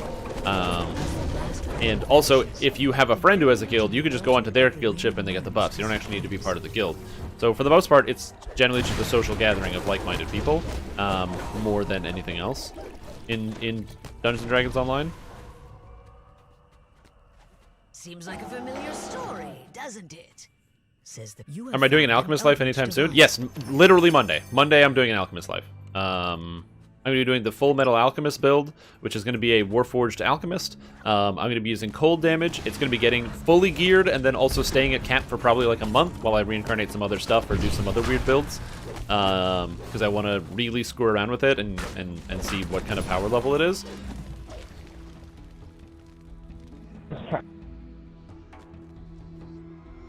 So yeah. Does it just carry high Reapers and Alchemists? Well, that's it. I want to get to the point where I can just go into like Reaper 8 and just smash everything. Be like, oh, is that a Doom Reaper? Boom, boom, boom, boom, boom, boom, boom, boom. Oh, it's gone. Sorry. Yeah. So we'll be doing an Alchemist life soon. I forgot how long this raid was. So hopefully this prediction will last the entire way through. I don't want to go get a cup of coffee, but I know that's a bad idea right now. Shimmers as it activates. Does it de-stealth me going through that portal? Nope.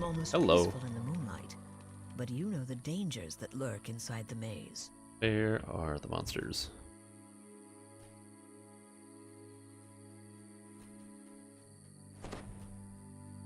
Hello.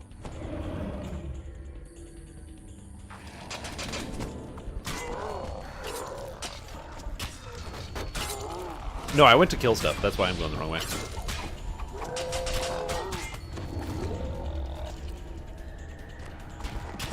Holy mackerel, the lag, dude. What is happening to my video game? Some old friends are here to see you. I'm like, I don't know what's happening right now. Resurrection magic, after all. And yeah, we have Wrath, who's going to break the crystal. So we're good. Hey, Freak Show, what's up? Your first PC game was Eye of the Beholder Collection in the games in the 90s? Yeah, that was before my time. I have played none of those video games. But I imagine, since a lot of them are some of the, there's some, you know, some older Vijima games in there, that some of them are pretty fun. They knew it. They you know, they had a good inkling for how to make some RPGs. Also, the lag is madness right now. I can't even move. Good old DDO red lag.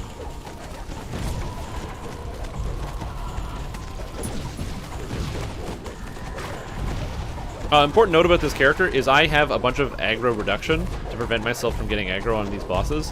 So the monsters should, in theory, never attack me.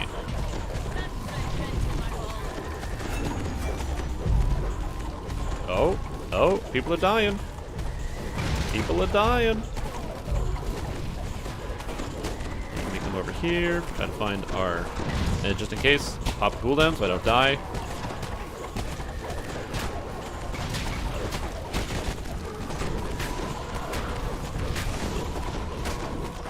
Oh, he went over here.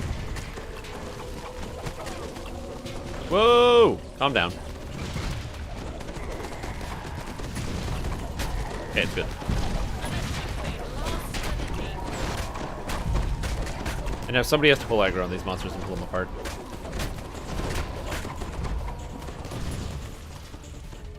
Anur Shub, the Hellion, flickers and falls. Ubi Lena, the Adornak, the Leviathan. Let's loose a Got painful him. roar of death. Boom! When you first played them? Yeah. But my birthday's in the 90s, so like, I was a youngin'.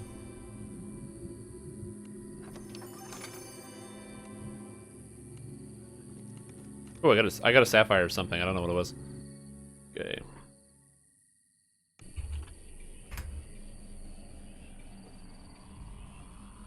I don't know how to solve this.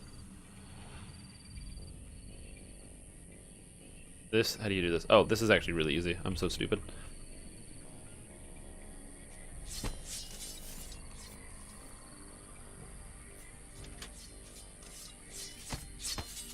I just have to knock out walled in here. I should be fine. Edit.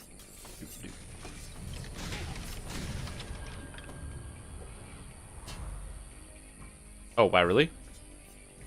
God, I can't believe I didn't solve that one. Left side? Okay, yeah, west side. Okay, cool. Anyone needs an out, just say where you are. Whew. I was very much east side, so I heard wall and I got into a nervous panic. I was like, oh no! Daggers. Get them. Boom. Bam. Whack. Ow. So I happen to be carrying around this weapon, the wide open sky, just cause. Walls northwest. I definitely don't need that. You gather a vial of you can't help but notice the chests beyond this barrier.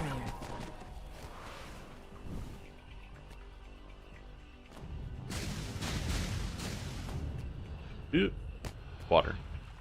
Your shipmate has run aground. It sounded like Lady Galadriel from Lotro. Got another wall. Yeah, they SSG Oh. only uses What? like 5 different voice actors. No. Also, I can't hear whatever this person's saying. Yeah, SSG only uses like 5 different voice actors. There are a lot of their games. So a lot of the characters, especially in current day Lord of the Rings Online, where's the wall? There's the wall. Current day Lord of the Rings Online, a lot of the voice actors are the same. In between DDO and Lotro. So if you've never done this raid before, we're basically this is why DDO is an awesome raid. This is a non-combat section in which there's no combat. You just have to solve puzzles. So there's these little puzzles that are in these rooms. You have to solve them, which then opens the door. And then once the puzzle is solved, you have to get a vial of pure water, and you have to go place it in the room. However, there's also these death walls that move around. The walls go through these large prismatic walls go through the stone walls, and if you touch it, you die. You instantly die. So you're trying to make sure that you're not getting killed by these large walls as they move around. They also, because they go through into these areas, they will wipe people out who are working on puzzles and things, because you can't escape either unless you pick the lock or solve the puzzle. And it's all these logic bubbles. Oh, this puzzle's not done?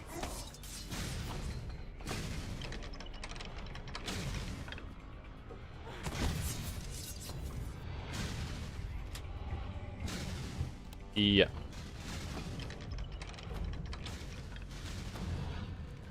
Ooh. There's also a wall coming behind us. I just don't know where it is, so it makes me nervous. I'm trying to make sure I don't get killed by walls. There it is. We're good. Here we go, water. The final fountain Boom! bubbles There we go, to wall's done. life. The magic of And yes, it's also this voice is the same voice as Lyreth, yes. This voice actress also does Lyreth the Stained. I believe she also does the wells in Minas Morgul as well. The Filth Well.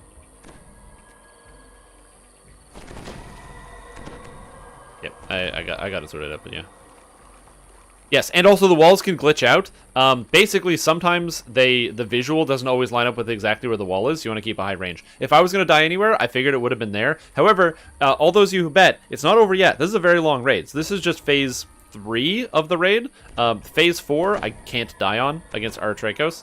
It's literally impossible. But phase 5, in which we have to deal with the book, I can get killed by Hellball, which can't be evaded. I can get killed by Ruin, which would be sick, but it's very unlikely. And I could just get randomly murdered by Beholders and or monsters that hit for like 5,000 damage. So we'll see.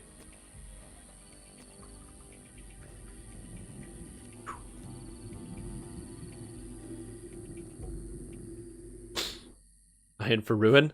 No. No Ruin. Yeah. Yeah, this is a pretty dope raid. Oh, and also, if I roll a 1 on my poison save against Aratrakos' Pit Fiend poison, I can also die, which would be hilarious.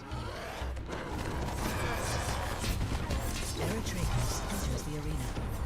I see that you attuned the altars. Boom. Oh, and I don't have good damage on my weapon, so I literally can't damage this monster. It's gonna be funny. My ritual considerably. I would have done it myself, but it seems the altars require Watch this. you to be native to this. It's so dumb. Oh, apparently I can damage him, even though I don't have good. Interesting. I don't know how that's even possible. I shouldn't be able to damage this monster right now. Poor Aratrakos. You guys remember in the original Shroud, where you'd have to do multiple phases and the gnolls will come out to heal him and everything else? And then here he dies in 4 seconds?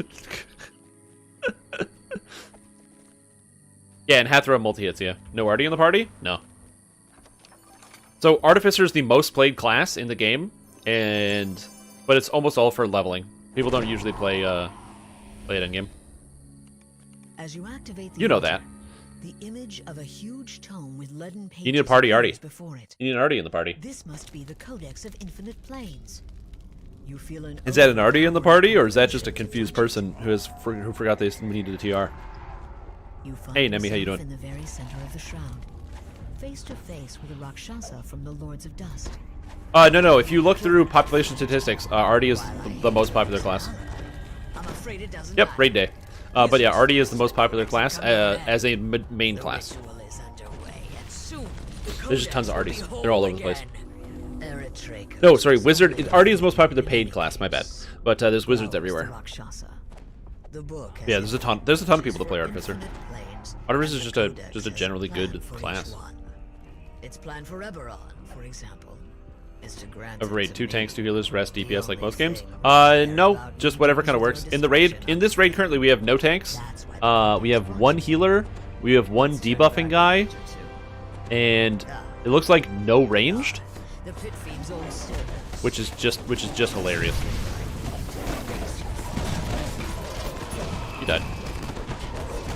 He died. Whoa! Oh no! Live! Woo! Yeah, Dungeons and Dragons Online does not have a conventional tank DPS healer setup. You do whatever you gotta do to stay alive. Generally, if you're doing raids on higher difficulties, you will have somebody who has some type of tank, and having at least 1 healer is very, very fortuitous for a lot of different raiding scenarios. Also, Hathra hits way too hard.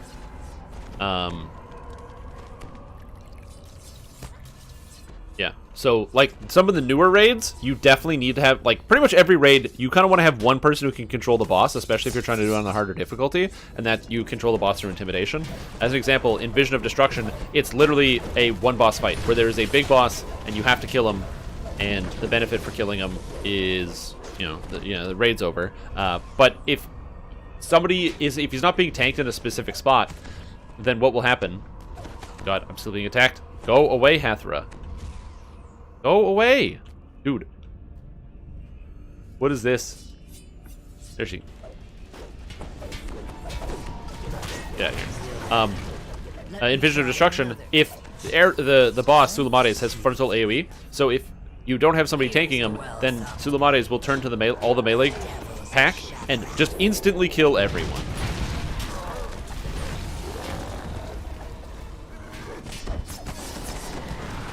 Which is hilarious.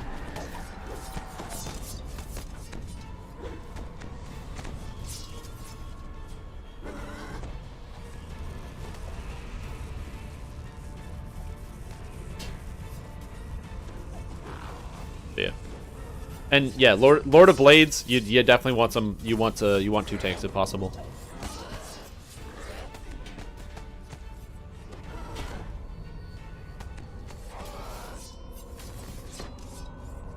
Written on this page is Zoriat, the plane of madness. Uh-oh. Hey, look. The giant, scary, awful monsters. Ooh. Wait, I'm not stealth? Oh, never mind. I'll just kill this guy then, the hard way. But yeah, so there's a lot of variance in some of the raids. I'm trying to think of a raid where you don't need a tank. Every raid pretty much needs a tank because you need a... There's always going to be a boss. Every raid has a boss, and so you're always going to encounter a situation where you need to kill something. Because I don't need to avoid Cyberpunk spoilers. Nope. If you ever want to know when we're exactly going to be playing Cyberpunk, you just have to check the schedule in the Discord, and you can know every time.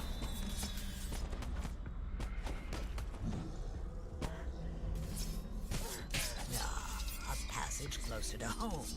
The sprawling wastes of Zendrick.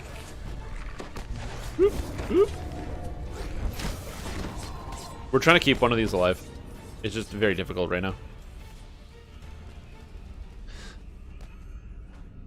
Yeah, and also depends on the difficulty.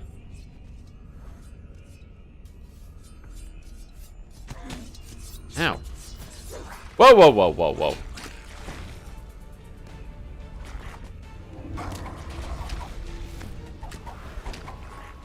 There we go. Yeah. But most of the, pretty much all the modern raids require a tank. Let's take a look at the raids. Curse of Strahd, you need... You don't, again, depending on your difficulty, in the higher difficulties, you need somebody to tank Strahd, so that's important. Killing Time, you need somebody to tank the dragon. Hound of Zoriat, you need someone to tank ZZ. Lord of Blades, you need somebody to tank every you need a tank. Raids need a tank. You gotta have somebody tanking your raids.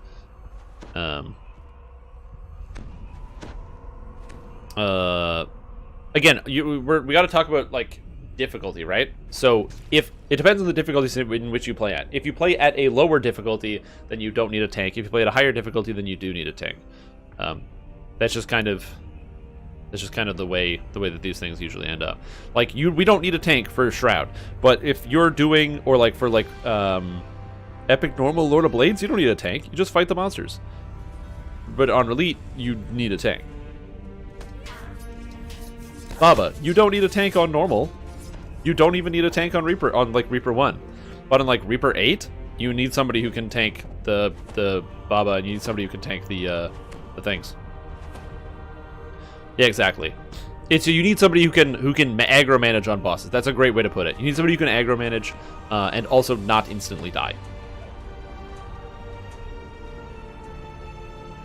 Like Defiler of the Just, you don't really need a tank. You just need people who can not die and or aggro manage.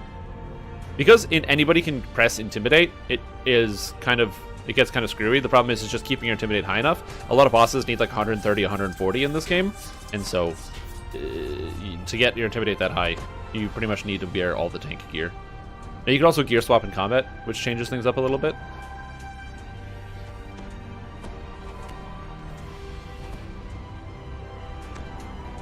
But yeah, but this game does not force you to bring a certain playstyle or bring a certain character or bring a certain monster. Also, it's really important to note that you can play any kind of tank you want. Wizard Necromancer tank, Paladin tank, I don't know, multi-classed Druid, Bear, Barbarian, Rogue tank. I don't know. You can do all sorts of stuff.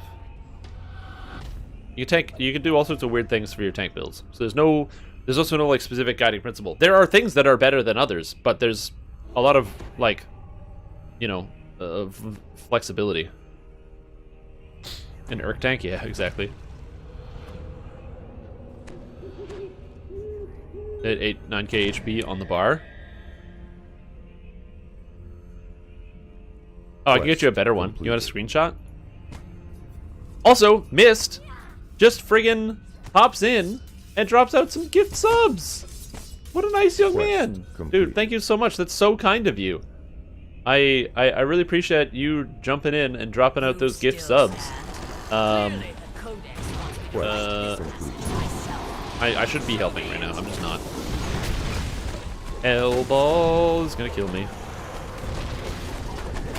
Quest complete. Hold on. But dude, thank you so much for the support. I really appreciate that. I hope you're doing well today. Having a wonderful and fantastic Saturday. I mean, it's probably, you know, it's probably snowing pretty heavy where you guys are, I imagine, right now.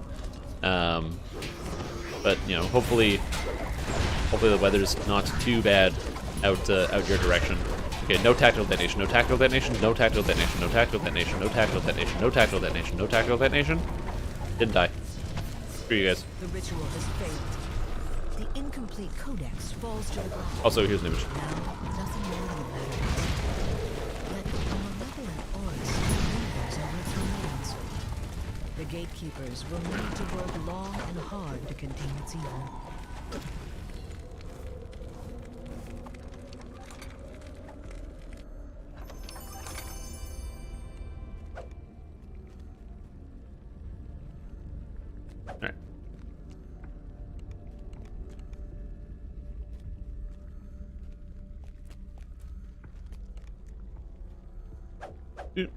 Alright. I recently burned all my supplies, so I just want to be able to get enough to make one item if I need to.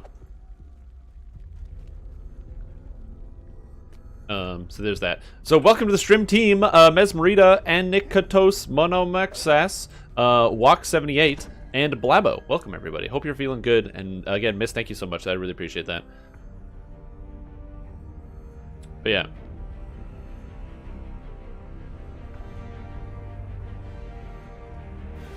Yeah, lots of barbarians get a lot of health, by the way. Barbarians, they get a lot of health. Their health, it's a lot. The amount of health that they get, big number, big lots of big. A ton of health. They get so much. And so if you want to play a high health character, make sure you pick Barbarian. Lots of points. Talking about that winter set. Ooh, talking about that ooh, I should have taken the heart seeds. I don't know why I didn't. But yeah, talking about that winter set. Talking about what else is there? You get the Unyielding Sentinel, 20% HP. Talking about quality HP, racial, sacred, whatever. Doesn't matter. It all comes together. Legendary Green Steel. Hmm.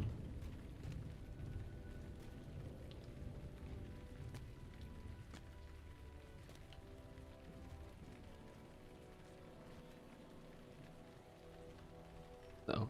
Ah!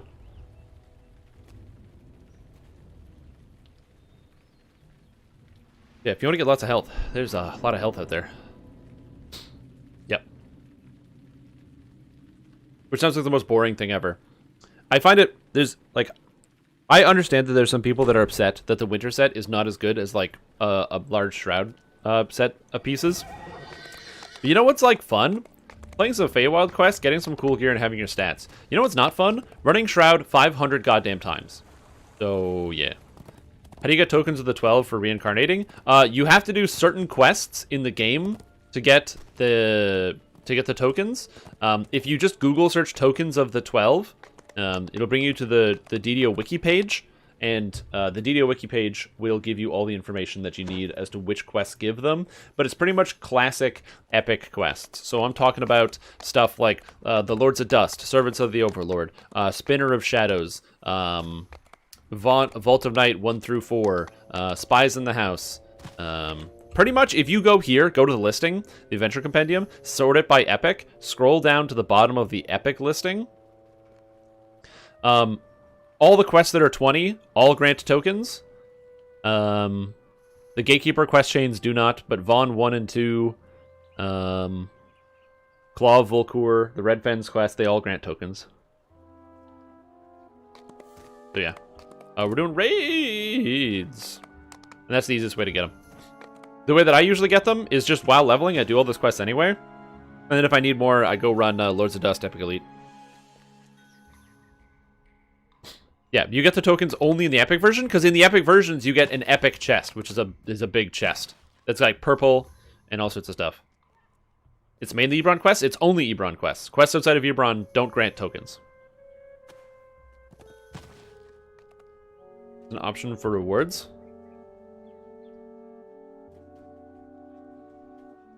All up the mainsail. It's time for a new adventure.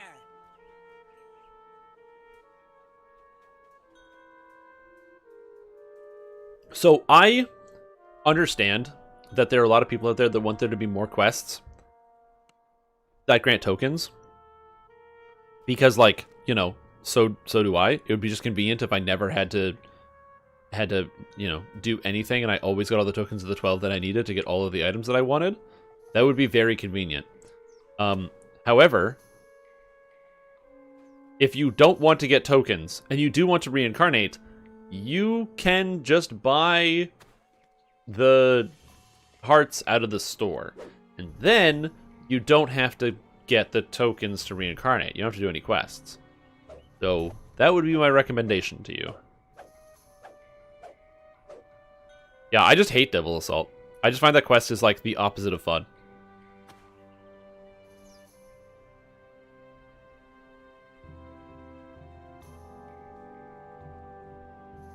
Yeah, for sure. 100%. Oh yeah, we're doing Legendary Vision of Destruction. So you have two options. Either go grind out for the tokens, or spend the money to skip the grind. So those are your two options that are currently existing in the game, which is pretty much DDO in a nutshell. If you don't want to do the grind, you don't have to. If you do want to, but if you do want to get it for free, you got to go do the grind.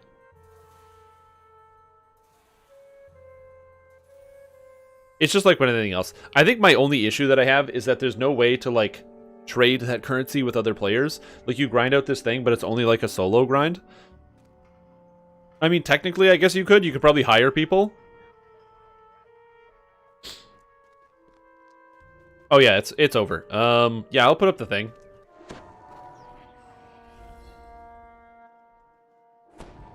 Will I die in this raid? Here you go. You guys can have a couple of minutes. Can't get in here.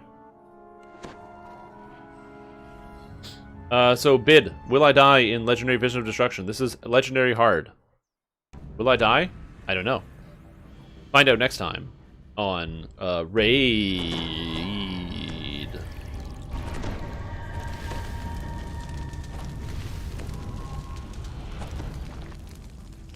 Yep.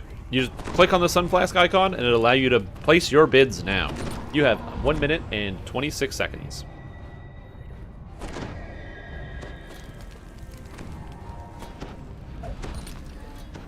Oh, I'm the rogue guy. Okay, cool. Legendary Hard. Let me type it. Legendary Hard. Is my mic not really coming through that well? I feel like I'm saying stuff, but maybe it's not coming through.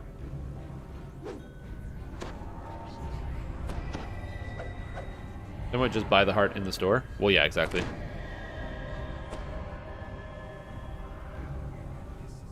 You believe in me? I'm gonna get Orthoned? No, I'm not gonna get Orthoned. I've got friggin' Mailed into Darkness and Uncanny Dodge. I live. I will live. I will not die. Unless the game starts lagging to death and then freezes.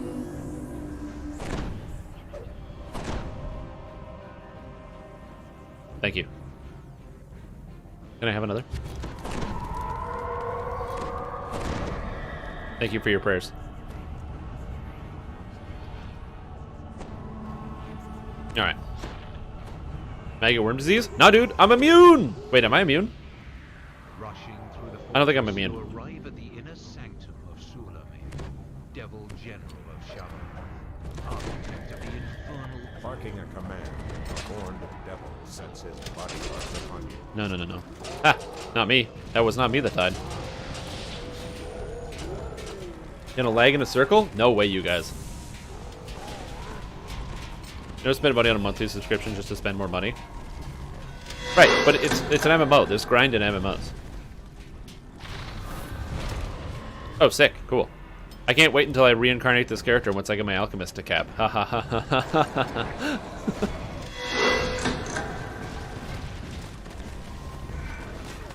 You can't kill me with Sulamares. I'm too fast. But that's to be fair, you are correct. That is what will kill me, is a paladin with Sacred Defender turned on. That's what will kill me, by the way.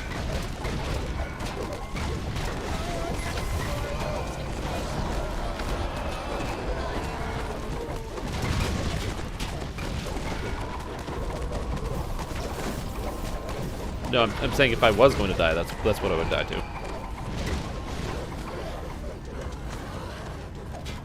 Assassinate. Assassinate.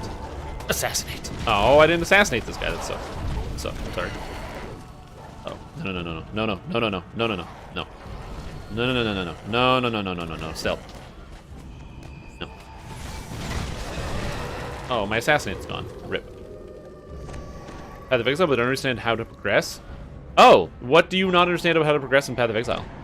Where are you getting stuck with your progression?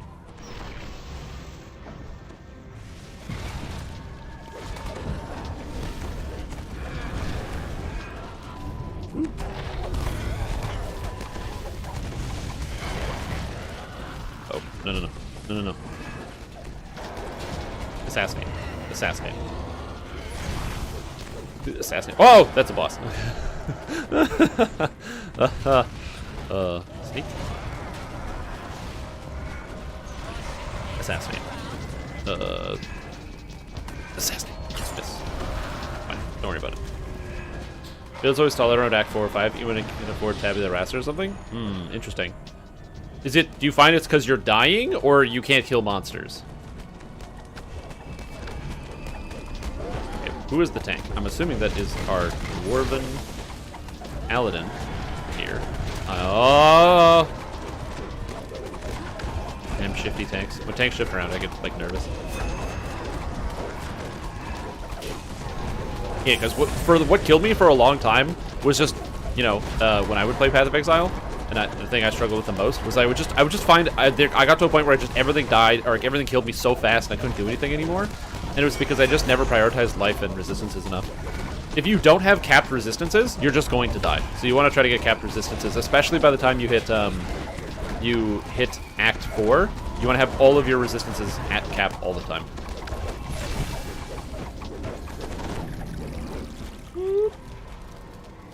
No.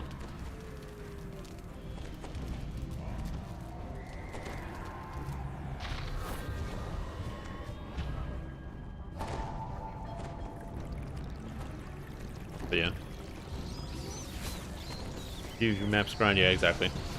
That's what I mean. There's always going to be some amount of grind, no matter what video game you play. In Dungeons and Dragons Online, there's regular grind, but if you, like I said, they give you the option. You can reincarnate by going to grind out for the tokens, or you can reincarnate by going to by just going to the store. Those are kind of your two options. I totally understand everyone wanting to not have to do that grind. I'm not saying that I want to do it either. I'm saying that those are the options that are placed forward for you, but with Standing Stone Games. And I personally don't have a problem with it, because I'm happy that I can spend, you know, 3 hours, go grind tokens, and then reincarnate. You know what I mean? It's not like that big of a deal.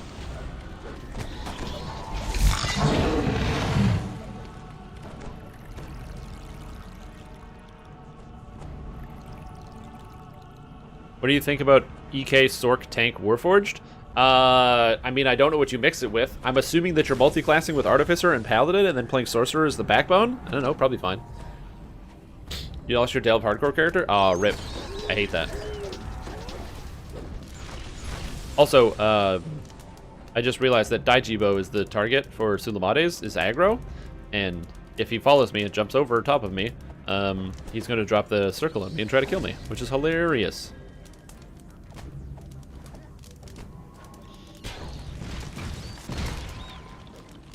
Yeah. Yeah, Path of Exile does have these weird walls where once you can break through them, you're fine.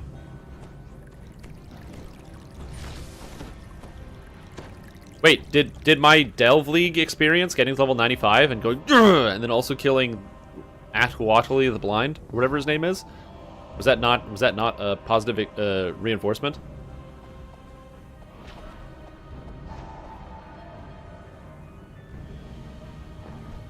It's time to go now. Do it in Flashback League? Away your No.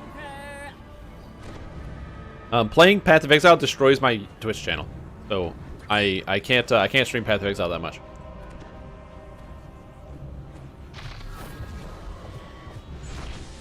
Partly in command, the horned devil senses Hello. the body Sneak attack.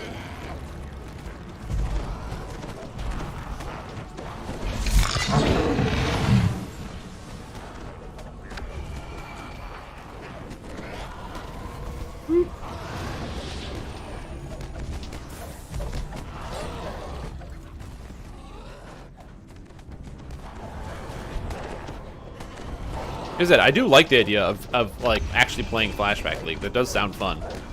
I just can't. I'd have to play it off stream basically.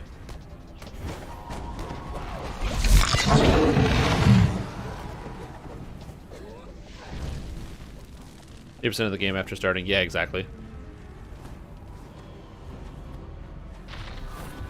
Come on, Sulamades. No. Go away. Even he is trying to get me killed. Look at this guy. Look at this guy. What a piece of garbage. Where is he? There he is over there.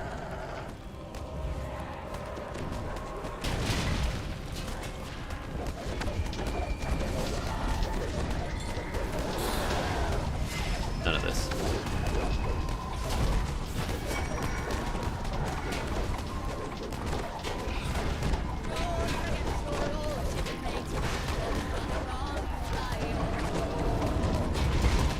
Stop turning.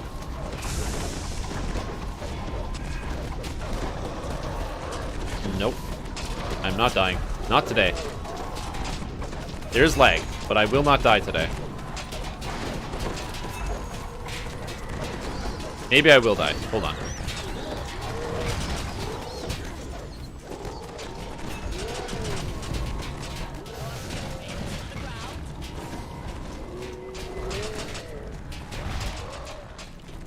Dude, I can't move. Currently.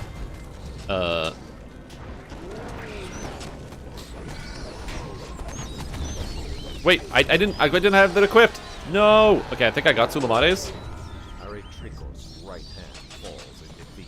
I didn't die. The raid's over, by the way. So, screw you, video gamers. I'm alive.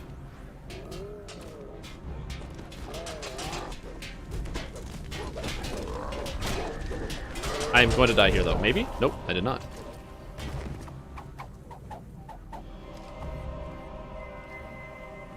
Woo! So I did not die. So all those of you who said I would die, guess what? You have lost your flasks. You have failed.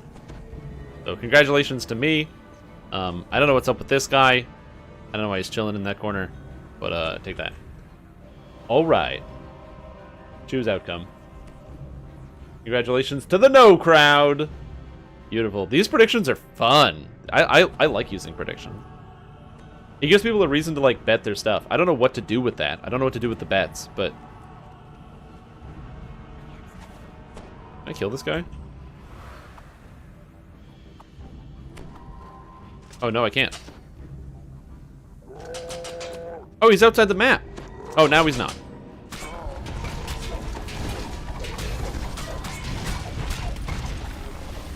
Answer is yes, I can kill that guy.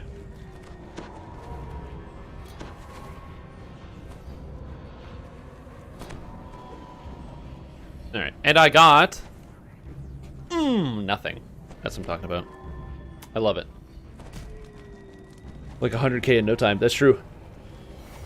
Would he fight? He won't get paid anyway since they lost. That's true! He shouldn't have been fighting. He should have just stayed back. He should have been like, screw this noise. Sulamades is dead. I'm out of here. I'm outie. Did anybody get anything? There's a Ring of Thelis. Oops. Oh, thanks for the hydration, friend. But you're right. If somebody can absolutely get 100k, then they should be good. Get good at the betting. You gotta read my facial expressions, know what's gonna happen. You gotta be able to be like, okay, well, Shrimptom's been playing okay. He did this, he didn't do this. This is the timing. I'm gonna go through it. Oh, this is the Mind and Matter set. Ugh, I hate this item. Actually, Wizardry. Nah, I hate this item. Resistance 49. I have no idea. Alright, I'm out of here.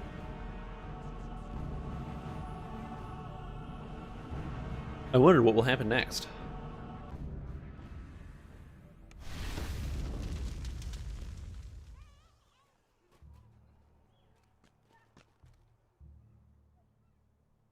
I want heart seeds. I'm gonna take the trophy.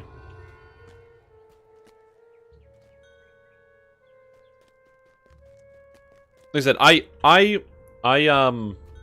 said, when it comes to the tokens thing,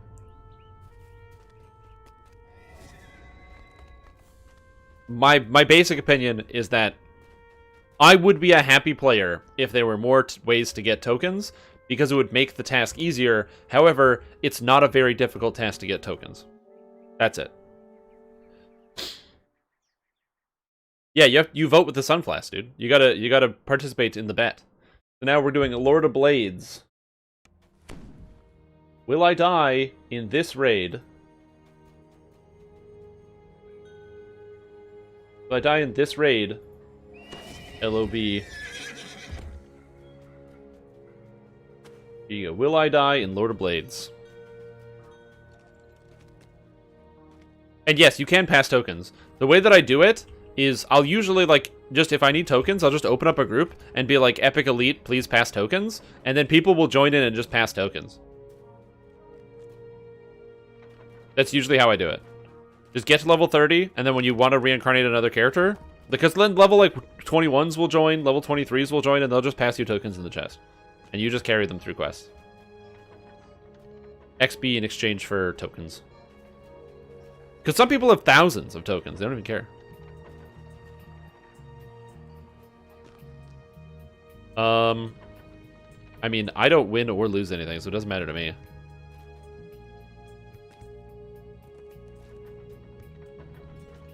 Yeah. Exactly.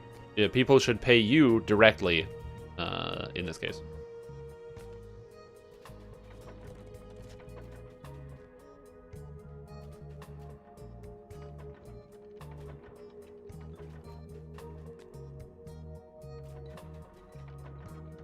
The stream shall survive. I don't know. Maybe not. Maybe not. Come on. 4.1k to 3k? Really? Come on, guys. Don't you guys have more confidence than that? You gotta be really confident in your answers. You gotta really, go ham on some of these bets. Think of what you could win. You could win flasks. And you know what you can trade those for? Mostly nothing. That's right. All it takes is one unlucky spin and it all disappears.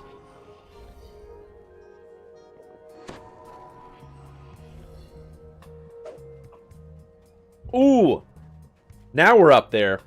Now we're up there. 4.7, 15k on yes. 15k on yes. That's what I'm talking about. There's 20,500. Oh, 15k on no. That's a big one that just came in. 29,000, 40. Whoa, another 15k on no. That's 44,000. That is 44,000 flasks in the pool, guys, and you guys are saying no. Also, I would just like to point out that if you're not experienced with the legendary Lord of Blades, if there's any amount of lag, I can instantaneously die. Any amount of lag, and I will just get butchered. Because I'm a melee. So if it starts lagging and then the Lord of Blades spins, it's over. There's nothing. I can't do anything about it. At level 7 with the Pale Master build, what are you struggling against? What do you find is challenging for your character?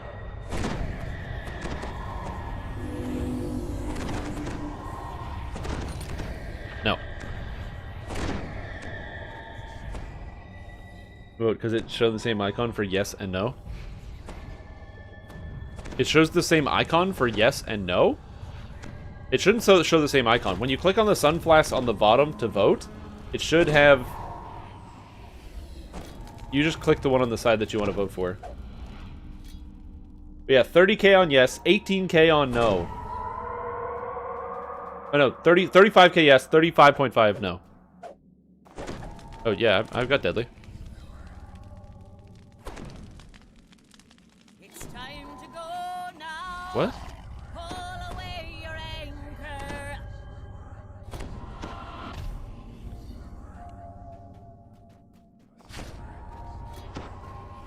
It already has deadly on it.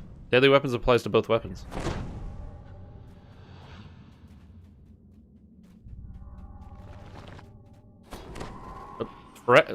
It's always been like that. I can't think of a time where it hasn't been like that. That's why deadly's so good for vanguards. You know how enchant weapons is really good for shields?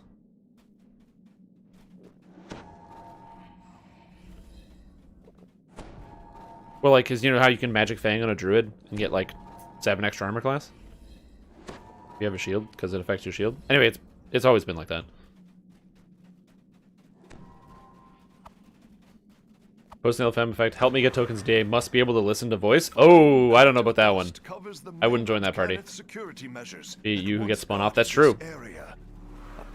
No regrets.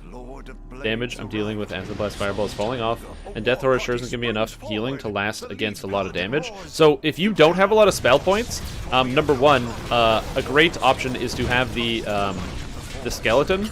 The skeleton is awesome as a supportive damage character. Even just 1 point into it can help you out a lot, so I would definitely recommend looking into the skeleton. Number two, if you spend 6 points in the Eldritch Knight tree to get the spell sword damage, you can supplement your attacks with a little bit of damage. And number three, getting some of the spell-like abilities for negative energy damage is a huge boon to your character, and something I highly recommend.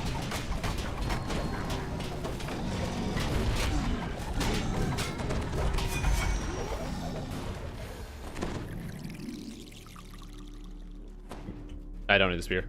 Photo blades sound dangerous. Can you get his blades? Yeah, you can get his blade staff. The Spear of the Mournlands, which is a very, very cool weapon, by the way.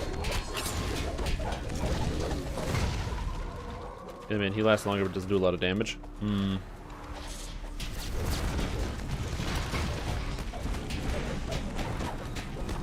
Yeah. Pale Master is something that also make sure you're managing whether you have the right appropriate spell powers or not. So, you know, make sure you do have fire spell power and acid spell power if you're casting those spells, things like that. Maybe even consider checking out the auction house to see if they have some stuff. All right, the betting is over. So we have 70k flasks on yes and 40k on no. Holy shit, this is 110k? Good luck. This is a big one, guys. So this is a big bet. Let's see what happens. You're gonna lose it all. Judging from its wear, that was decades ago. It's difficult to tell. Because the more you bet, the larger percentage of shares that you get back. So, if your team wins. Believe in your skills, but not in my connection. It's not my connection. It's whether the servers can handle what's about to happen to them. Half your wealth? Ooh, there we go. I'm very sorry, everybody that bet yes. This is going to be a fun experience. My connection is fine. I'm literally live streaming. What's the bet? Do I die? Yes or no in this raid?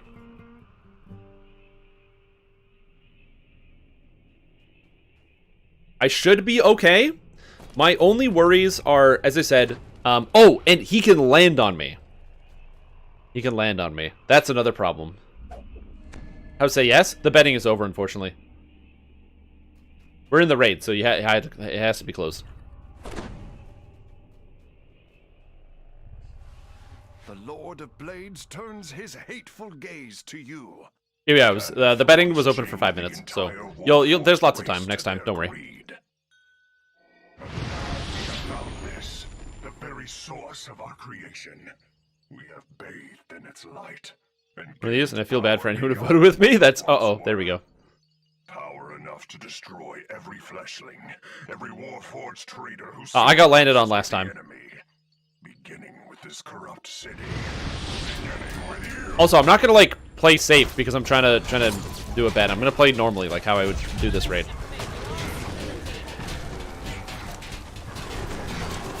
So if you're expecting me like, oh, he's going to play safe or he's going to get himself killed intentionally, I'm not doing either of those things. I'm just trying to beat the raid.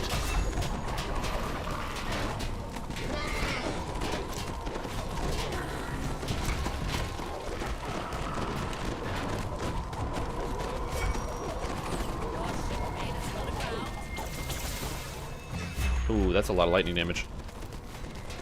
I hate those, it's the lightning puddle. No, it's lightning puddle, I think.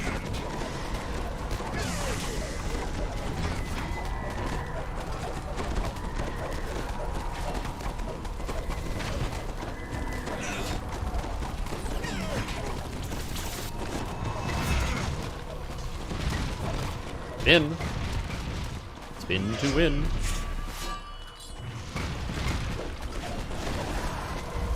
Puddles make me sad. Yeah, I don't like those puddles. They do a lot of lightning damage, and you have to pay attention to it. Because the problem is it stacks up so fast, and once it gets to the point where the stacks are unmanageable, it happens, you're just like, oh, it's unmanageable. Okay, cool. Now what do I do? Howls the Lord of Blades as he clutches his head. Repeated exposure to the force Back on seems the to dogs. have side effects.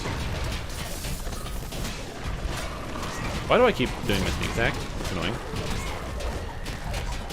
Spin. There's the lag.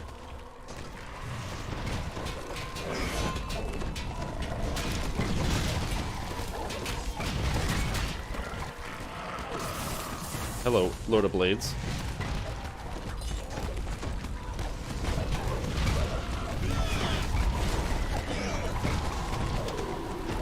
There's a leap. Stealth. Don't get hit. Don't get hit, Shrimp Tom. Don't get hit. Okay, good. Did not get hit. Then he's going in here. All right, good, good, good, good. Don't die. Don't die, Shrimp Tom. I'm very much trying not to die. Because I don't want to. Also, that would be a crazy upset. But I hate that he's turning around. That's very annoying.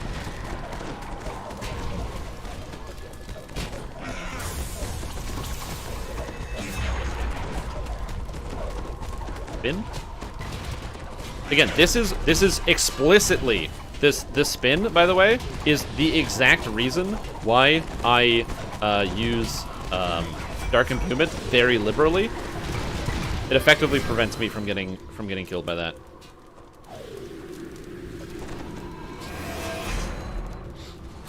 There he is over there. Dash. No, no die, Stream Tom. No die. Also, I pop into stealth all the time because I get Measure the Foe, which gives me 30 extra melee power and 10 extra dodge. So I try to do that as often as possible. Oh.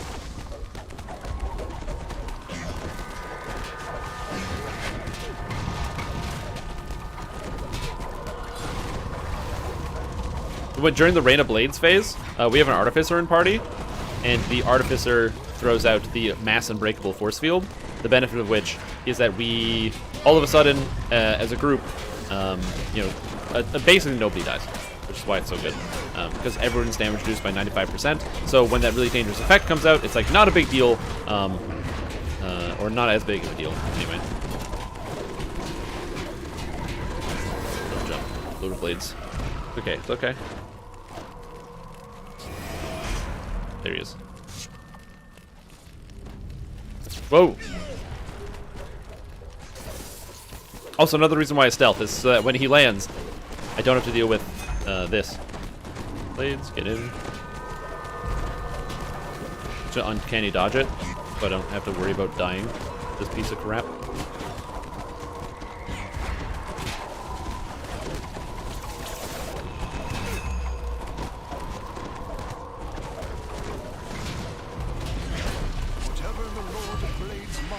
Contesting with seems to have lost.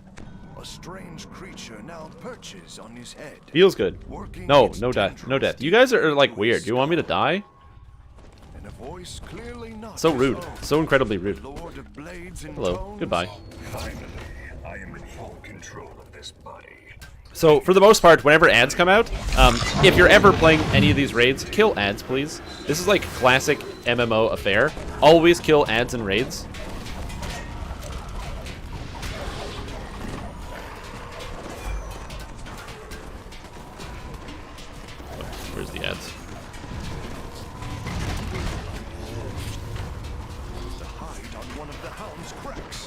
Woo!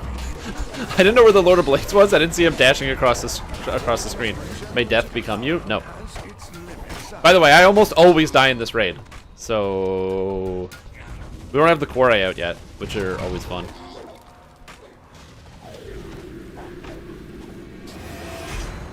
Yeah, it's either the quarry phase or I'm gonna get stomped on by this guy because of his jump. Alright, here we go. Creatures made to the forge will take a few moments to undo. For this, you shall have to be punished.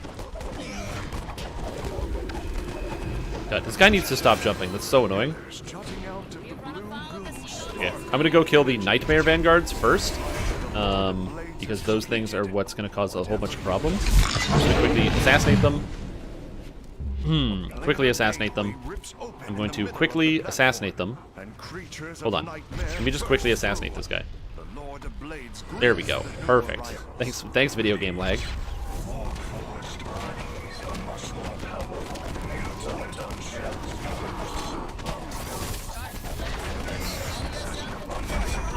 Oh god, that was close.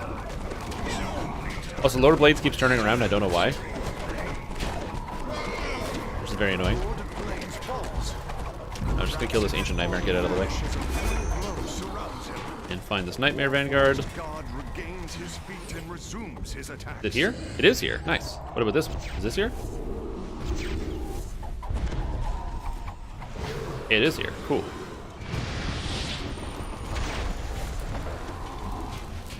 Through the main launcher, but I play PUE through Steam. No, that's perfectly fine. Again, the benefit of having a game on Steam as opposed to having it on your just the main launcher is that you can spend your Steam money on it.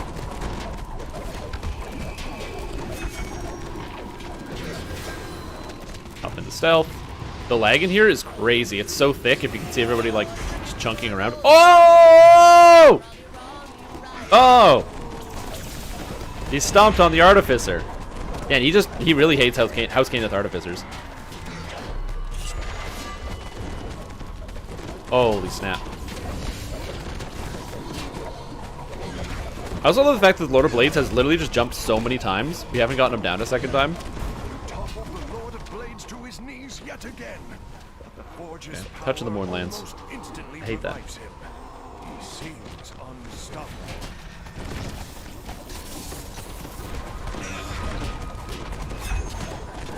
Oh, the horde wilting. She hurts.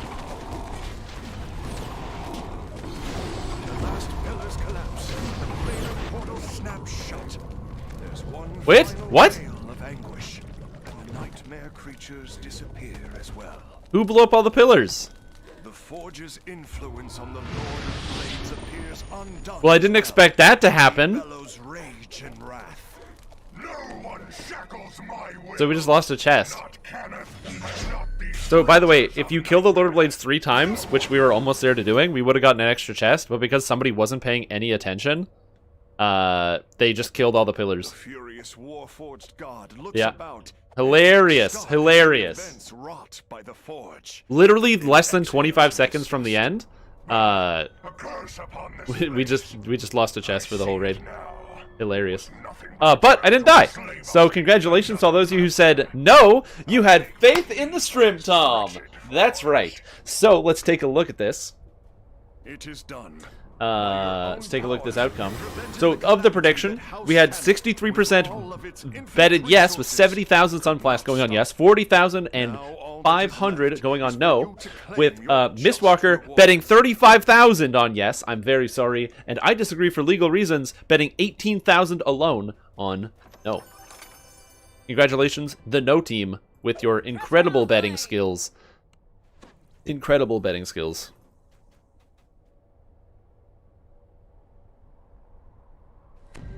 So choose outcome. Congratulations, no crowd. I did not die. Boom! Flash disseminated. Now here's a fine cat. What else did we get in here? That's no lie.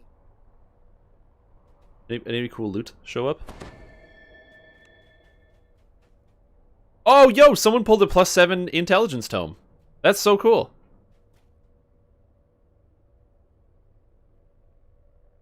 We got robbed? Hey, man. Them's the breaks. Gambling spooky. Sometimes it gets you. On the die team believed in you too. Aw, thanks. Richard points if you lost so you can make it back.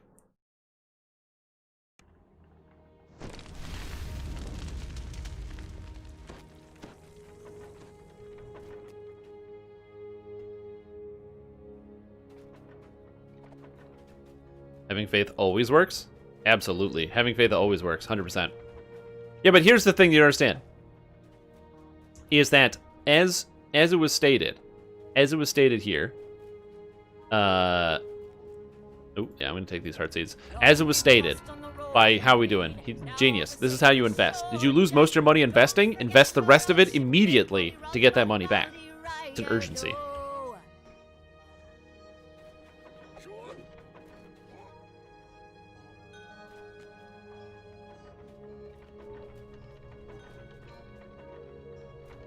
Ooh.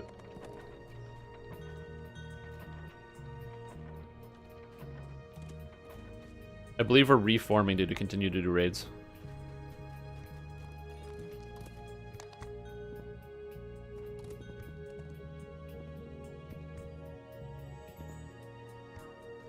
This should be good. Warlocks with divine sugar. That's funny. See ya. Oh, nice.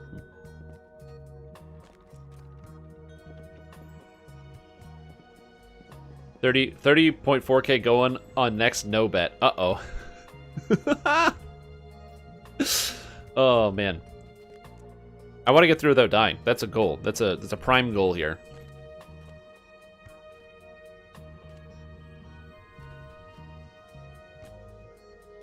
I don't know what raid we're doing next. What is this? Oh, look at these dwarves.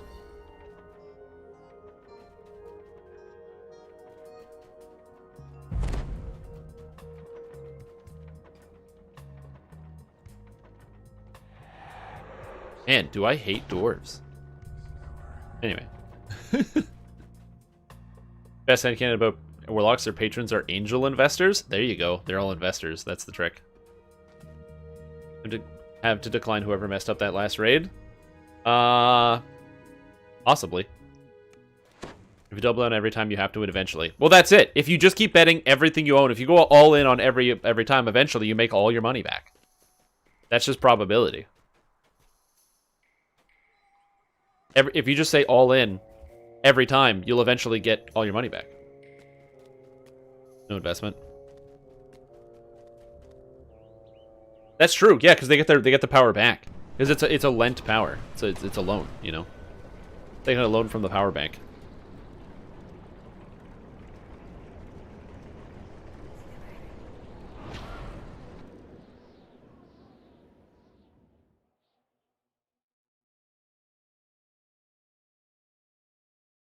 Yeah.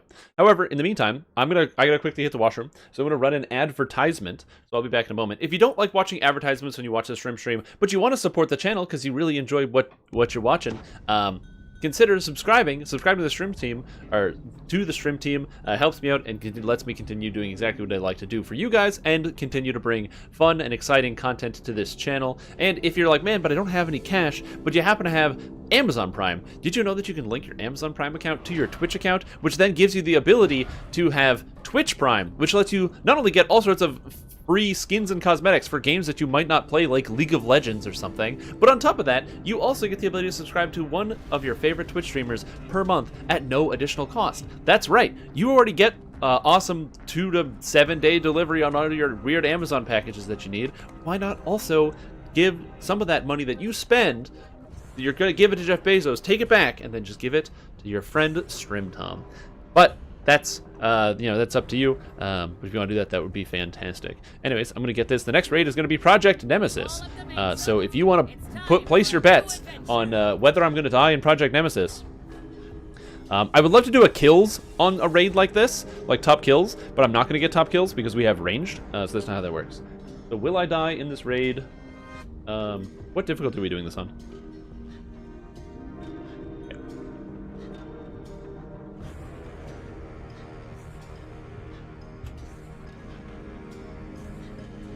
Cool. Anyway, I'll be back in just a minute and play some advertisements.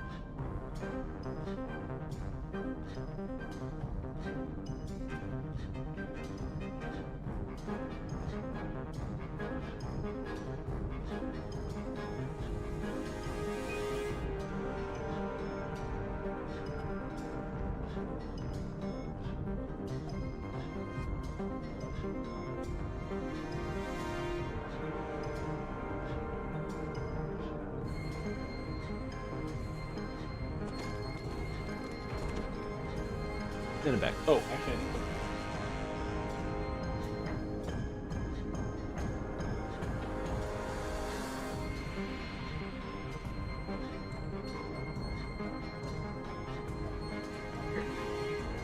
Back. Punched in the face. What's that?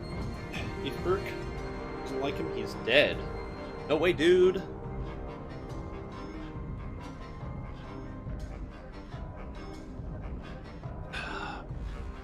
If Urk doesn't like me, I'm dead. You guys have no idea how this works. So what you fail to understand, okay, is not just that, yes, I will get instantly killed, but most importantly, I'm a Vistani knife fighter. Okay? And you know what Vistani knife fighters get? Huh? Punks? Boom! Deflect arrows feet. Ooh, I can't die. I'm invincible. How cool is that? Can't die at all. But is this gonna kill him? No. Oh, damn. So there are 91,000 flasks in the pool with a 73% bent on no. That's impressive. That is a lot of flasks in here. 93% on no. I hope I can help you out here. I hope I can keep... I want to win it for the no crowd. I want to win it for the no crowd. But you have to understand, I have to not screw up my jump with Raidz. If I screw up my jump with Raidz, that's going to be a problem. Because I don't run Project Nemesis often enough to be practiced with that. And also, you know what else is probably going to get me? I'm also probably going to get wrecked by the... what do you call it? When I go into the side rooms, by whatever the elemental it is. Nice, welcome. So we will see. Who will win? A dangerous set of mercenaries off to create some type of device? Or one stealthy boy? We'll see. Also 11 other people. Because raids have 12 people in them. Following Dane's instructions, you've managed to navigate your way through the lower cogs and arrive at your destination.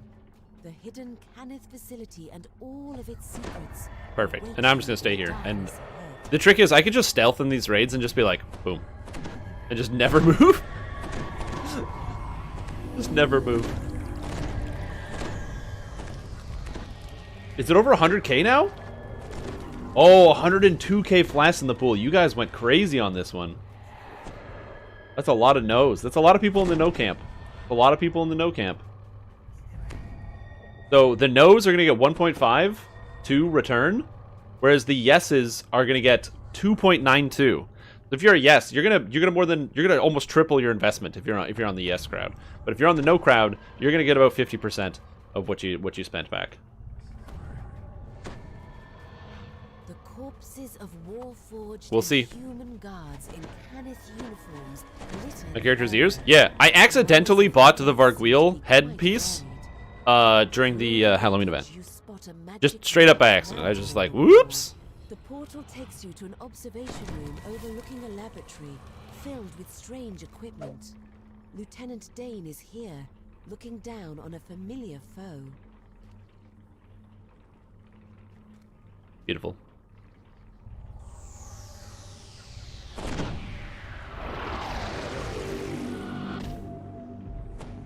Anyway, we're just gonna hang out here. Yeah, the little flappy wings. You like the flappy wings? Can I make the wings? There we go. See? With these heads. Can't wait to find out I'm broke. I mean, you guys had a lot of confidence with the no crowd. One of the things that's cool about this character and the way that I have it set up is because I have the Heart of Sulamares, I never have to deal with the stupid curse in here, which is the best. Are the Shadowblade short sword, holy crap. Where's my brain? Is the Shadowblade short sword good? It can be, depending on if you're playing as a character that can do that.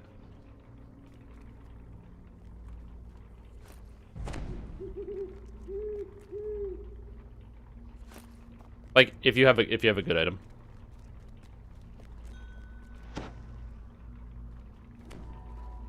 I'm gonna give it a second here. There we go. Don't fail you? Don't worry, I won't fail you. Again, I just have to pay attention to Raidz. That's the only thing I'm scared about at all.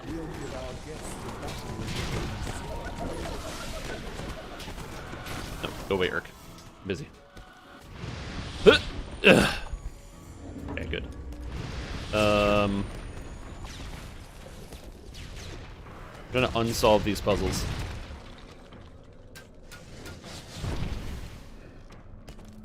Is that Zulkis whipping fireballs at me? I don't like that at all.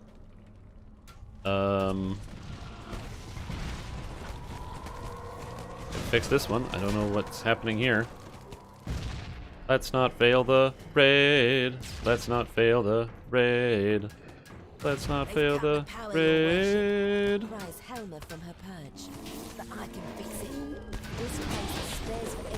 Okay, cool. Raidz is already damaged. I'm gonna work on Gish.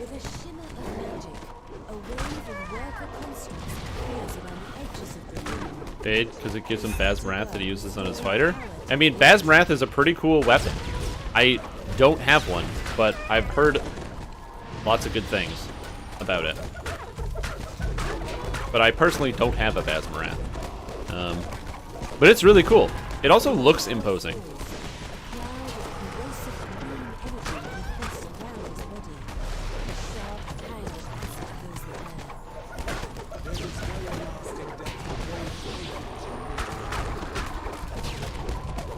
Do you still need to provide power to the laser? Yeah, you provide power to the laser on here. This is how you provide power to the laser. Everything else needs to be turned off, though.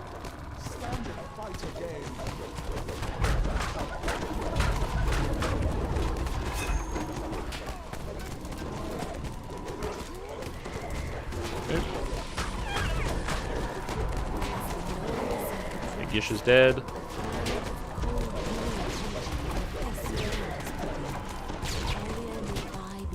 Moved apparently. Hold on, my champion. Your leader is here to aid you. Whoop! Don't die, Stream Tom. Somebody else just died though. Haha! Rise again, my faithful pet. smash more with the spellcaster. Yeah. Yeah, there's a bunch of good items that come out of this raid. I don't think I need any right now. Yeah, I find the Sharn, the two Sharn raids, 2 Handle and Project Nemesis had really cool loot. Both just visually pleasing loot.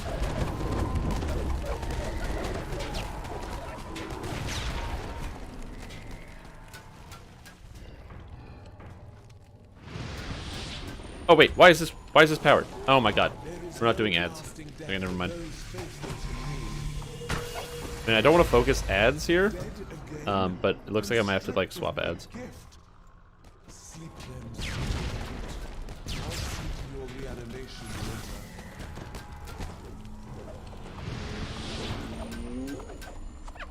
Alright.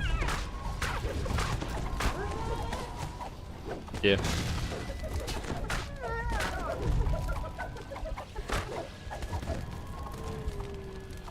I don't die here.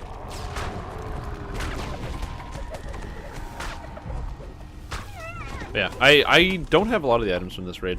Oh my gosh. Oh my gosh. What is this? He's not even doing damage. He's literally, the Gish is not attacking. He's just rolling around, and it's the most annoying thing I've ever seen. What is this? What is this boss fight? It's like, it's the bat. It's literally, I said, don't put a bat boss in DDO. And SSG was like, okay, fine, it won't be a bat. Ho ho ho ho ho.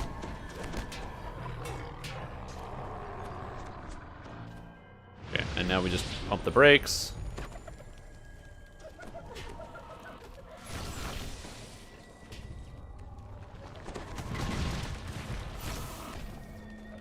It looks like the laser isn't powered.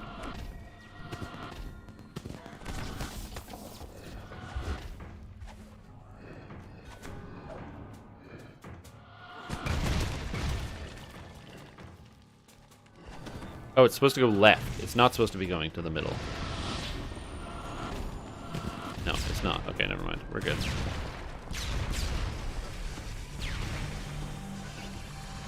Go stand in the blender. Yeah, should be fine.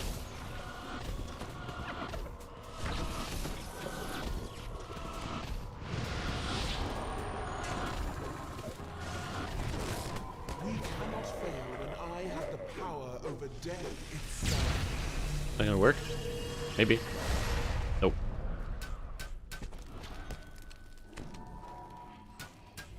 I don't think we got him. No, he got resurrected. This is not going well. Every time it looks the same, it seems nothing like this. This looks fun. Yeah, this is a raid. So currently what we're trying to do is... This raid is essentially just most, like 90% coordination. So you have to kill the ads, so don't ignore these when you see them up. And we kill the ads here to prevent them from powering up this puzzle. They're like these robots that are going to attempt to power up these things. These puzzle tiles allow the engineer that's working up here to open up this door, which is what we're trying to prevent these guys from doing. We're trying to prevent them from opening this door, which is what this entire room is for. Anyway, so what you do is you kill these bosses, and then after you kill the bosses, you absorb essentially their souls because they're powered up, and you disperse the power amongst people, and then they have to go through these elemental portals to destroy the elemental batteries that happen to be in the dangerous area.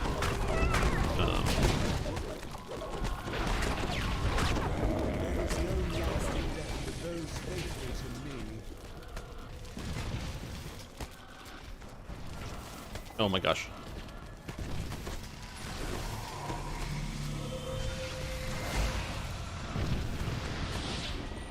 You wanna swap?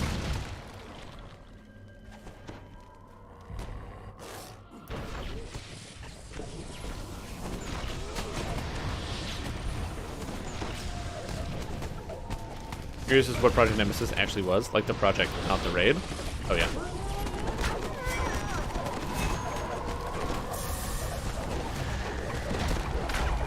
Trying to avoid damage like in Dark Souls, turned into a roly boy. I mean, kind of. Yeah, that makes sense.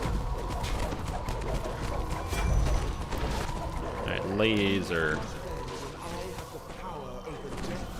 Great work. And then we gotta get Urk and we gotta get Zulkis. So it's important to note that Urk and Zulkis teleport into areas. Oh my god, the ads are up. Usually if you're ranged in this raid, you want to like pay attention to where the ads are. and try to turn off all these puzzles. Because you can shoot from very far away, so you don't actually have to be like in melee to do stuff. Makes it easier. To continue on my path. Lord from beyond the veil, hear me. My old rival. Another shipmate lost to the Anyway, I'm just gonna kind of pump the brakes and hang out here. Darkness and fire churn together. Wait, I tend to play healers. What class do you choose? If and does it suck to level solo? So if you're to pick a healing class, you have a couple different options. Some of the most popular ones right now are Druid and Favorite Soul, and both Druid and Favorite Soul are awesome levelers. Druids because you can either play as like a cool spellcaster Druid, or even just pop into an animal form and start beating some monsters to death. You know, give them the old maul, claw, bite sort of strategy. So that works out really well. And then on top of that, if you want to play as a Favorite Soul, they make, again, similarly, awesome spellcasters or melee characters. The cool thing about Favorite Soul that I really like is that they can use their spellcasting stats effectively for their damage, which makes them really, really fun to melee around with. Or so you can just like have a cool melee ability. Cleric is okay. Cleric has a couple problems in comparison to some of the classes. One, they have like mana pool issues and sustain issues, so for longer, prolonged fights, they run into issues because they just kind of run out of juice versus some of the other classes. And also, they don't convert into a DPS that well, so they're a little bit slower to level than the other two classes. But they're awesome against undead because if you have enough charisma and turn undead ability, you can just smash stuff and instantly kill them, which is pretty cool. So I like that a lot. Bible thumping paladin. Well, paladins don't heal at all, so I would definitely not do that. Druids heal over time, kind of. They have some heal over time spells, but you also use a lot of direct healing spells. Actually, pretty much all of them, I guess, are heal over times. But that's just because the two best healing spells, or one of the best healing spells, Renew, is an epic heal over time, and all of the healers get Renew, so it doesn't really matter what you play.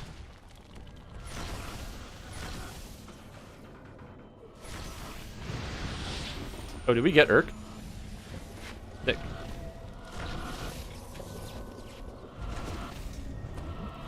Oh, am I about to get the air?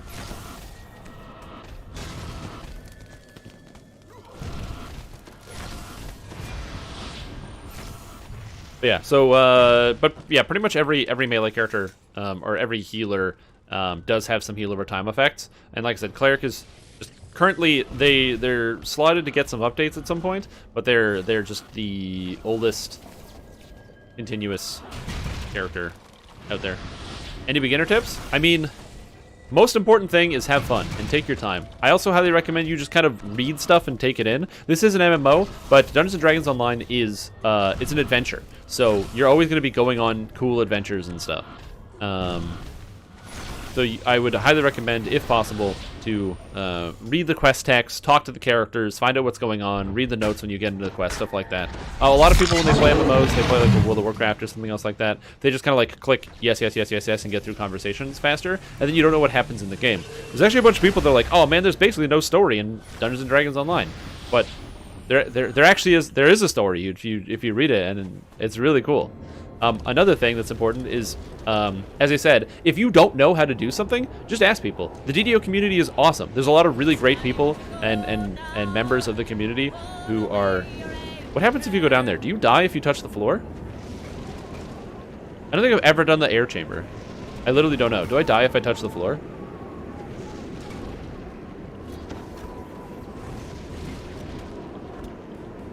Whatever, I'm just gonna throw daggers at it. You can jump down? Oh, okay, cool. I wasn't sure.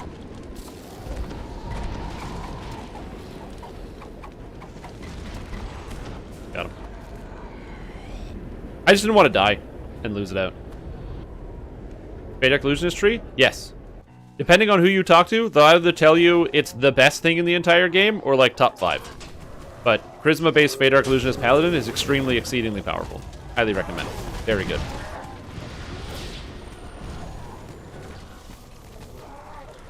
But yeah, if you're brand new to the game, I highly recommend you just ask some questions. Just be like, hey, I don't know anything about X thing. Just, you know, just ask simple questions and get some good answers from some people.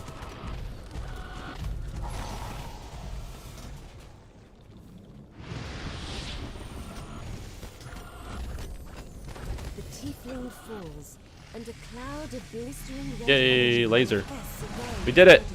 All right. The area ignites into flame. We were good. We cannot fail when I have the power. Not lying to you. There you go. That's good. itself. They caught you, Zulkis. My gift extended. Clerics are free druids? I don't know what you mean by clerics are free druids. That doesn't... What do you mean by free druid? You make paladin work for me and you really want paladin lives? Oh yeah, paladin's awesome. It's like one of my favorite classes. You just get a two-hander, put some charisma and some strength, and go pew pew pew. Not pew, but like smash smash smash with a big sword. Or play Vanguard with a shield. I love me some Vanguard Paladin. I want to play some more Vanguard Paladin.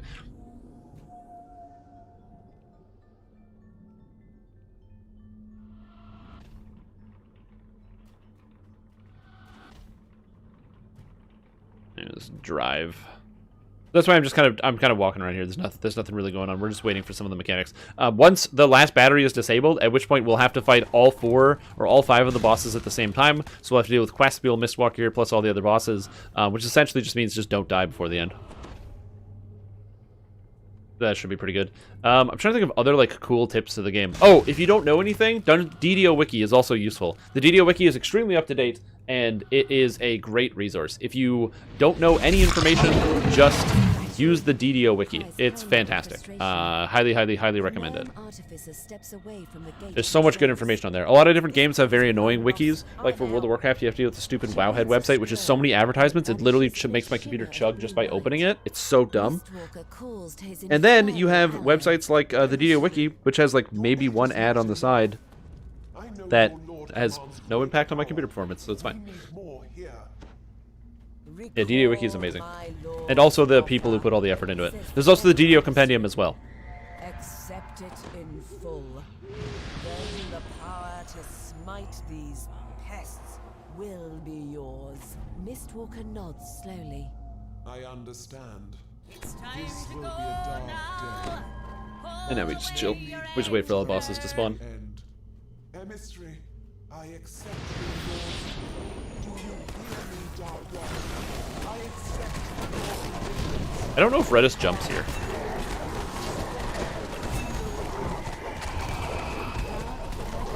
I think he does jump in the final phase. I'm not sure.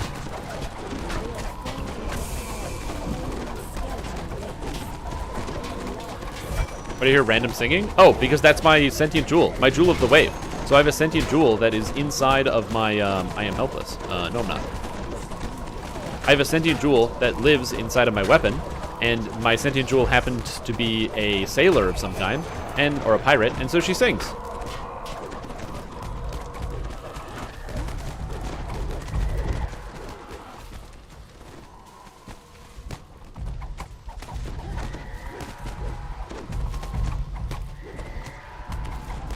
Yep. So my jewel sings, which I love. Cause he met this really nice pirate lass who follows him around now, constantly singing tongue. Constantly singing tongue. That's funny how they put that. Welcome back to the stream team, man. Appreciate the support. Thank you so much for being here and tuning in. And absolutely, I love the Jewel of the Wave. Some people find the Sentient Jewels really annoying, but I find the two that I've got, I use the Wave on this character, and on my main character I use the Whelm, and I love the Whelm, because he's just so angry, and all he does is talk about dwarves. Or not dwarves, giants. It's just a dwarven jewel who just wants to kill giants. And so every time you do anything, he's like, oh, this would be right good fit for slaying a giant. And you're like, oh, thanks. Thanks, buddy. With those words, the outsiders. Yeah, you handed out some emotes. Yeah, subbing gives people emotes, which is super cool. And I got a gold coin! Yay! Also, I didn't die, so good job, people who voted in the StrimTom did not die crowd. You win. So I'm very sorry for the people that voted for the StrimTom would die crowd. That just never ended up happening. So will I die in this raid? The answer is no. I'm sorry, Gragas God. I didn't mean to do you like that.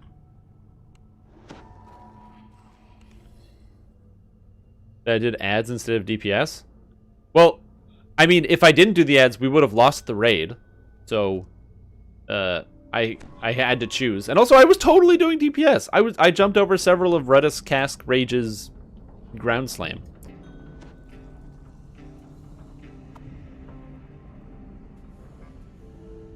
So you can call your shenanigans all you want. I think I did that very, very faithfully. You lost them all. Don't worry. You'll get more Sunblast back. And you'll be able to bet more. That's the problem with betting, is you're like, it's really fun, and then you lose everything. And then you're like...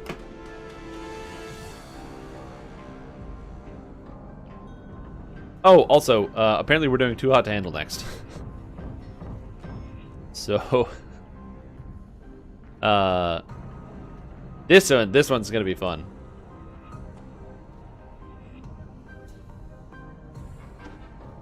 Start prediction. Will I die in Too Hot to Handle, the hardest raid in the game?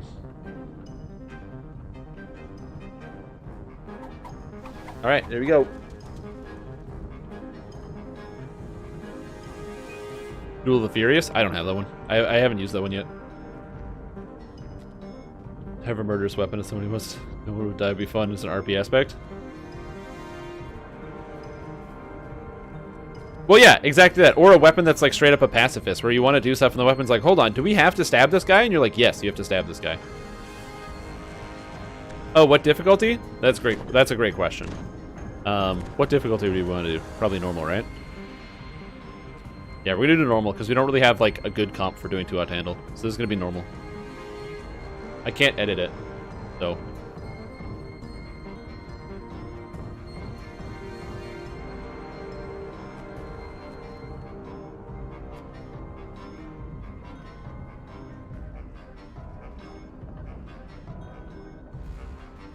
Oh, wait a minute.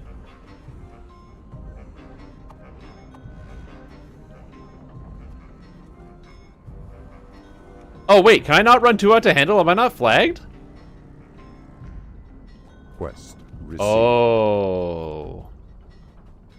Wait, I didn't do Sharn on this character? Hold on. I really thought I did Sharn.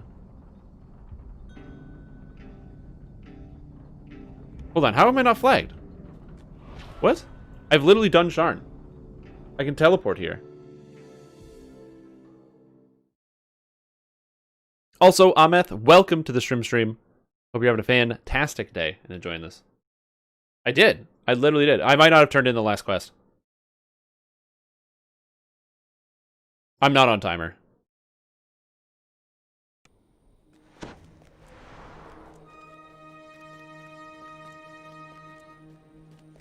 Happy 14 is the code. Yeah, that's true. Yeah, you can free a sentient jewel. I forgot to mention that. You can get that still.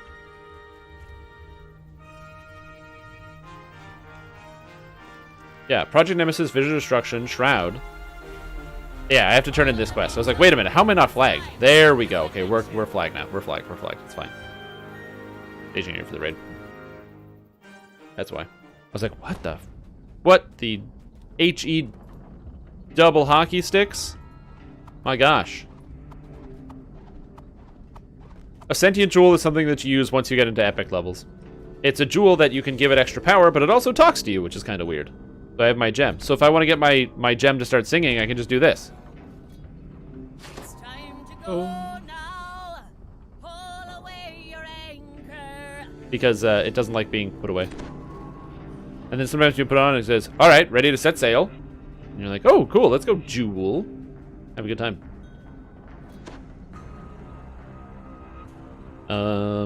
Yeah. Dragon and Black Razor gems are the best. I don't think I have the Dragon one, and I don't have Black Razor either. I've given away a bunch of Black Razor gems though, because you need the Black Razor jewel if you want to get a Soul Razor or a Reflection of Black Razor, both of the upgraded weapons. And so, since they're part of the recipe, and I don't really care too much about the gems, I just kind of, let it go. But yeah, so Too Hot to Handle. So this is the hardest raid in the game.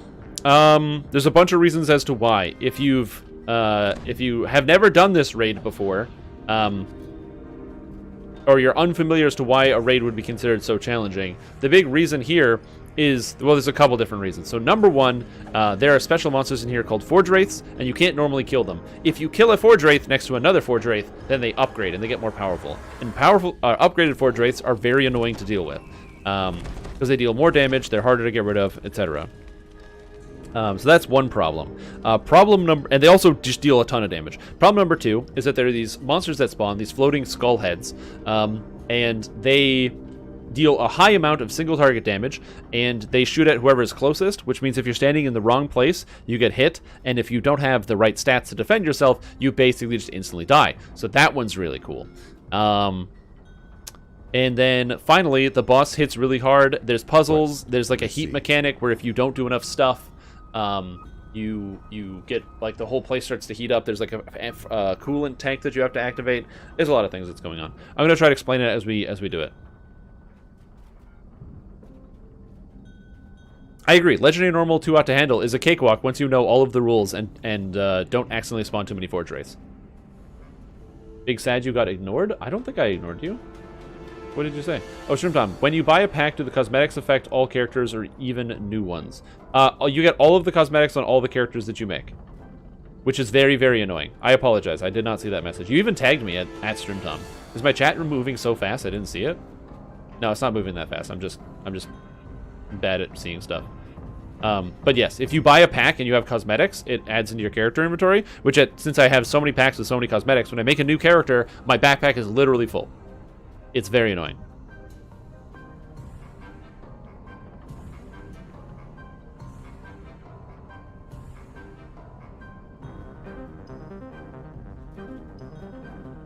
Oh, I can do a puzzle. It's fine. I'll take 3. Okay, apparently I'm doing a puzzle as well. Yeah, the Cogs music is great. I don't love regular Shrine music, but I love the Cogs music. What's up, Brangela? How you doing? Just logged in. Too hot to handle. The most challenging raid in the game. Although we're doing it on normal because we don't have a good comp for doing higher than normal.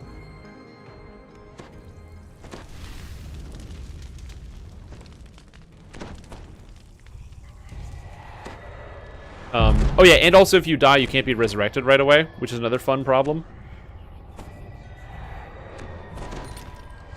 You never ran this before? Cool. Well, you get to see it from my perspective about all the things that you have to do. So as I said, this raid, it's basically that there's some Forge Wraiths that are trying to incinerate everybody, and they've taken control of this forge. And so we have to go in and essentially set off an emergency coolant tank before it becomes a problem. However, by setting up the cooling tanks to prevent the forge from overflowing and killing everybody, Forge Wraiths get really mad and they try to kill us. Yeah.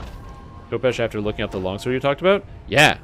Just remember, Soul Razor is not an easy acquire. You need to get Black Razor from White Plume Mountain. You need to get the Jewel of Black Razor from White Plume Mountain, and you need to get 5 Schism Shards from the raid to Killing Time, which is achievable. Just remember, you have to do that.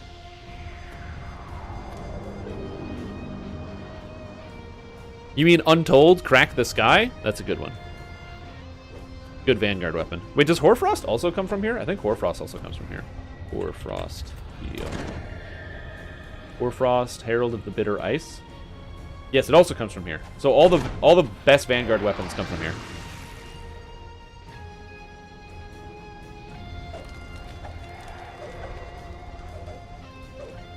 Yeah. So as I said, we have to make sure when we kill monsters, we are killing the Forge Wraiths either away from one another or all at the same time. If you kill one Forge Wraith next to another Forge Wraith, they upgrade. So you need to have AoE instant kills to be able to deal with a lot of the Forge Wraiths. I don't have AoE instant kills. I have single target instant kills. So my character can, if there's monsters out of place, I can get them. But yeah. That's fine.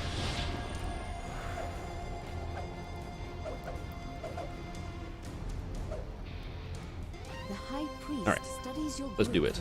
Need an air guitar for this raid with that music? The music's pretty good in here. They did a great job. I love Too Hot to Handle. It's such a cool idea for a raid. Oh yeah, there's also lava that goes up and down, and it hurts real bad. So, I don't have AoE instant kills, so I'm literally just kind of pump the brakes here and hang out. And Enraged Forge Wraith dies. Cool, so we're all good. So now we just have this one big Forge Wraith. Don't stand in front of the Forge Wraiths. They hurt quite a bit. You just want to make sure you stand behind them. Important note that on normal difficulty, these Forge Wraiths don't have too much health. I think they only have like, probably, the Red Name Forge Wraiths probably only have like 250,000. Those forge rates begin to But I'm grow pretty in sure that size. on Elite and higher, they have well over 1 million, so you need to be really mindful. So the next mechanic is the Fanatics. So there's these Fanatics that will spawn all the time during the raid.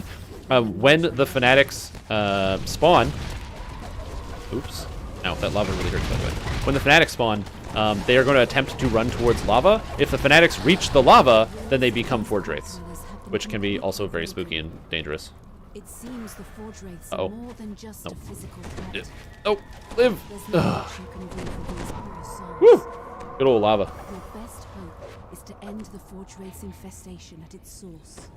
Sunburst, turn undead, all sorts of stuff work. Alright, so next is the actual activation of the cooling tanks. I'm working on cooling tank number 3, so I come over to number 3 and I gotta look at this puzzle. So my puzzle is 3, which is red, blue, green, red, yellow, blue. So I type that in there. Perfect. So I can see what that is. Then I need to go find cooling tank number 3, walk over to cooling tank number 3, and pull these levers to set up the symbols that I saw there. So I pull this one, but they're not in order. So this is the 4th one, so this needs to be red. So I pull it until it's red. Check. Next is the 3rd one, which is green. Perfect. Next is the 1st one, which is supposed to be red. Pull it till it's red. Next is the blue one. Pull it till it's blue. Then this is the 2nd one, which needs to be blue. And I have a Forge Wraith next to me, so I'm just going to kill him because no one else is here.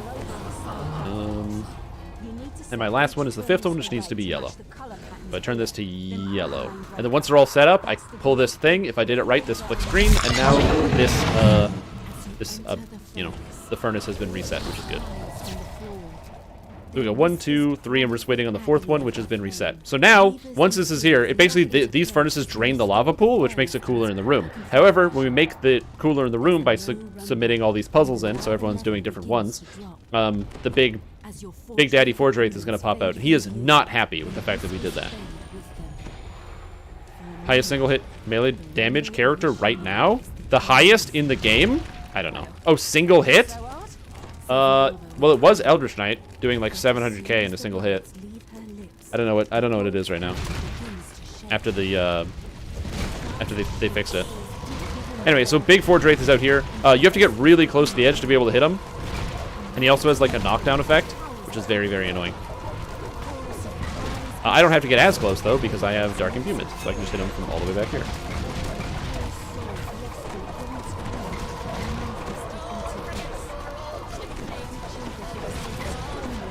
So somebody else died already. That's not good. Anyway, so we knock him down. We have a lot of damage. There's also the skulls are here, which is sick. I love that. Cool. Yeah, we trap. Yep, I'm heading up. I'll take the north side if you want to get the south. Yeah, upstairs to the first ones.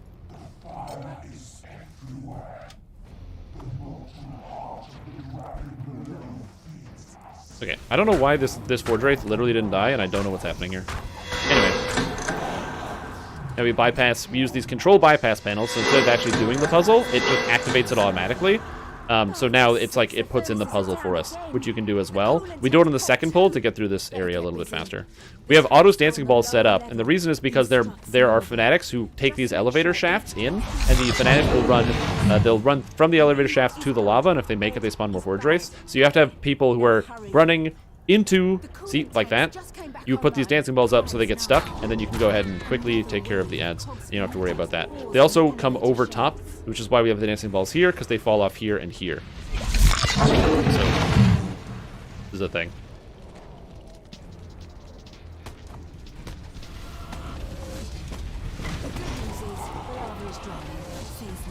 Okay, cool. So now we need to just manage the Forge Wraiths, make sure their stuff isn't coming. The reason why this raid gets a lot harder on the higher difficulties, number 1, everybody's doing their job. So that's why we haven't failed yet. And number 2, the Forge Wraiths do way more damage on the higher difficulties. And also, I have deflect arrows. Thank you for getting rid of those skulls. So the Forge Wraiths do way higher damage on the higher difficulties. And on top of that, on Elite, they spawn at double the rate.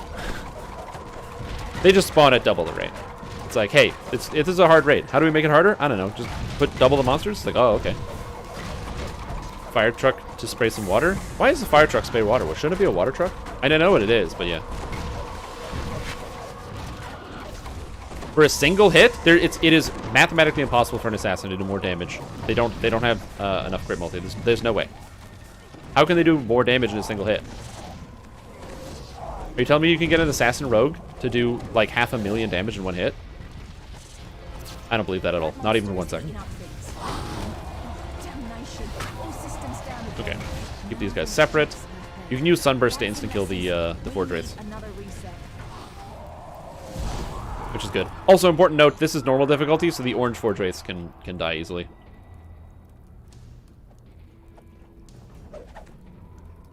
And now we kill the boss. The last boss, or the last phase, you can either do the puzzles, or instead you can just kill one of the Forge Wraiths, and it causes it to finish. So we're basically done now. We just kill the boss, and it's over. So it's highly unlikely that I'm going to die.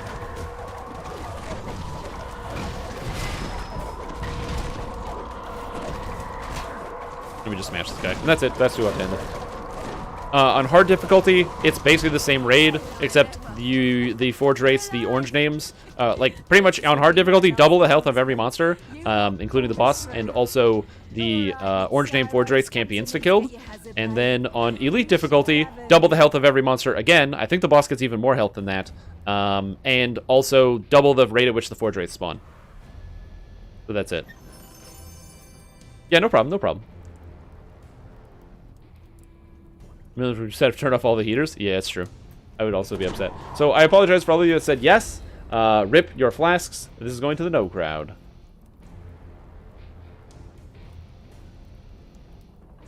Man, I just do not die in these raids. This is sick. I feel good. Yeah, it's 8 minutes if you know what you're doing. You can get this raid done in like 10 minutes. On Reaper difficulty, it's a little bit. It's a little bit more challenging, yeah. Because on like Elite and Reaper mode, this raid is probably still about a 17-minute raid. 15 to probably like somewhere 15 to 20 on Reaper. Because you can't let it last too long. The longer the raid goes on, you're basically guaranteed to lose. So you have to get it done fast. You have to try to like do as much damage and kill the monsters as fast as humanly possible.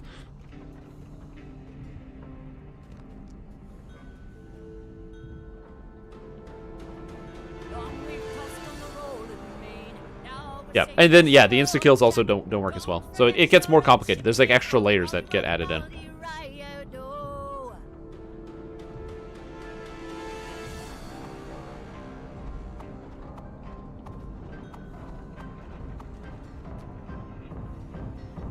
But yeah, and I don't do Reaper difficulty. We do Reaper difficulty sometimes. We just don't have the comp for it. Like our main tank is not available right now, so I don't want to do that.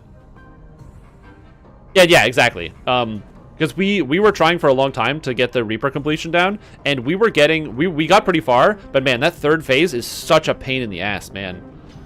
You get like 2 giants, and literally it's over. 2 red names, game's over. Which is just this is madness. It's so hard to deal with. It's so hard to deal with.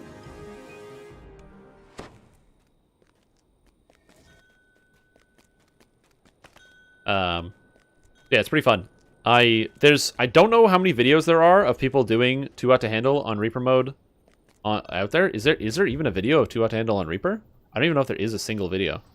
THTH Reaper mode.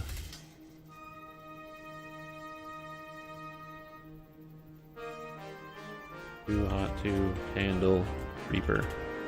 Somebody beat it on Reaper?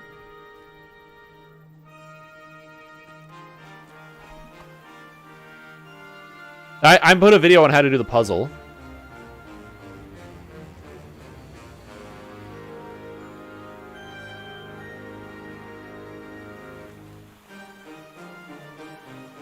Do they have one? Because there's one from Omnipresence where they did Reaper 1.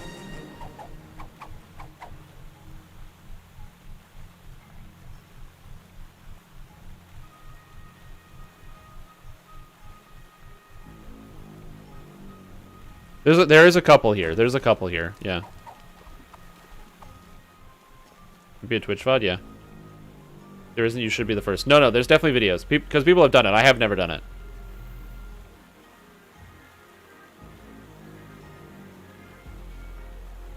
Yeah. Well, I'm gonna take a look at a video then. Hold on. Let me see if I can find a video.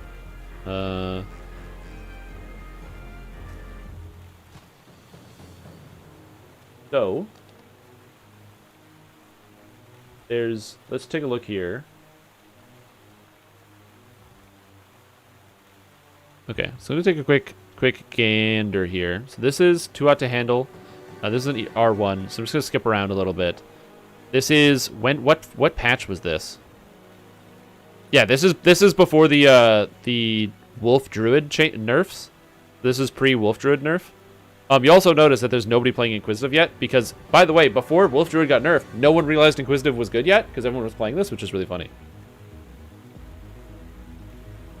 Okay, so let's see, so they do standard puzzle, blah, blah, blah, blah, blah. You know, hit the boss. Forge Ray Titan has a lot of health, by the way.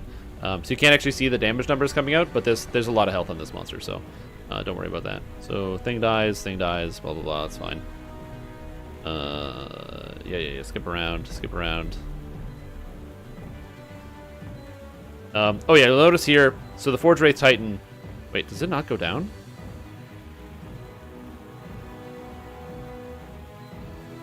No, it just comes back really quick. Yeah. So what they do is they knock the Forge Ray Titan down, and then very quickly after knocking it down, we'll skip ahead here, they go and they do the puzzles again. It looks like they're not using the traps, which is interesting. Yeah, but they don't have a video of their clear. They only have a screenshot.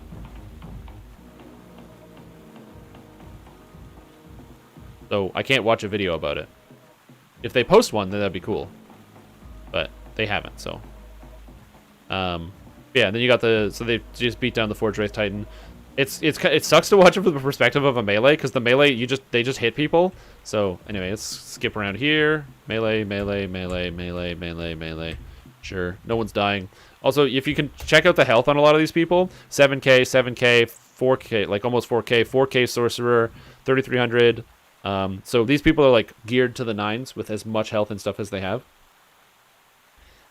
Yeah, I'm curious how they deal with third wave. So third wave is interesting because this is just good ad control. By the way, so what's happening here is just incredible ad control. So what you can't see that's going on back here from these two sorcerers, most likely. Also, they're using a bunch of different characters who are healing.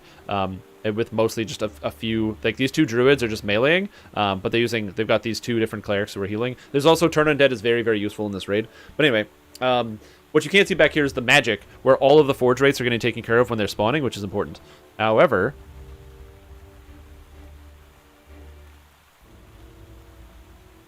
so back here you can see these large Forge Wraiths, these giants, these red-named ones. These are a major problem, because every red-named Forge Wraith that you have that exists makes the raid significantly harder, because it buffs the boss, which is a huge issue. So you can't let too many of these things exist. It looks like they're puzzling on phase 3 as well, and it looks like they're kiting Forge Wraiths too. It's hard to tell. I wish I could turn. Ooh, that's a dead ranger. Oh, uh-oh. So he's got 2 Forge Wraiths on him. And so he's still trying to solve the puzzle with the double Forge Wraith. Okay, so they're cleaning them up. So they're very quickly getting to the small Forge Wraiths, no problem. I just want to see what's happening with some of the large Forge Wraiths. So yeah, do the puzzle. Oh man, I hit 0? How did I accidentally hit 0? That sucks. Yeah. There we go. The Forge Wraith doing the puzzle, reset the breaker. So it looks like they don't use the bypass at all in here. Maybe it's because they didn't even have a rogue. They probably just didn't bring a rogue. And it looks like they're kiting the Forge Wraiths. I don't know if you can still... Yeah, I don't think you can still kite the Forge Wraiths. Killing the single Forge Wraith here. There's 2 more Enraged that just spawned behind. The Enraged spawns are really annoying because you have to separate them and then kill them. But it looks like they're just kiting the Forge Wraiths. I don't think it's viable to kite the Forge Wraiths right now. I'm pretty sure something changed about that.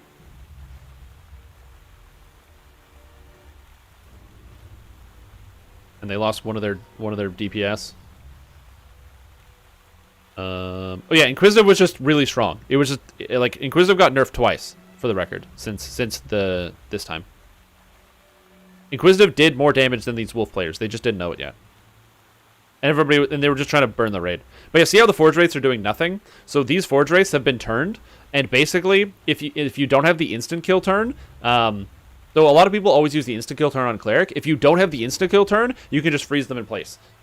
Oh yes, and also pre pre-HP reduction as well. All health for tanks got slashed across the board. That's why you don't have guys with like 8,000 HP anymore on a tank, as you can see right here. Important note about this. So these are clerics who are not speccing into the instant kill with undead turns, so they're just turning and keeping these things frozen. However, the Forge Wraith's upgrade, so you have a very narrow window to like leave them like this, because even though they are turned, over time they will turn into red names. So I'm assuming that there's probably some good control going on over here, some of the stuff. And there's 3 Forge Wraiths currently on that tank. Now, a main tank can hold on to Forge Wraiths for quite a while. But he's got 3 on him, and those are going to become red. And once they become red name Forge Wraiths, that becomes a huge problem. And as you can tell, melee is just straight up meleeing the boss, not doing anything else, nothing special. As I said, I don't think you can kite. Kite the Forge Wraiths. Either something changed about that or whatever, but I'm pretty sure you can't kite the Forge Wraiths.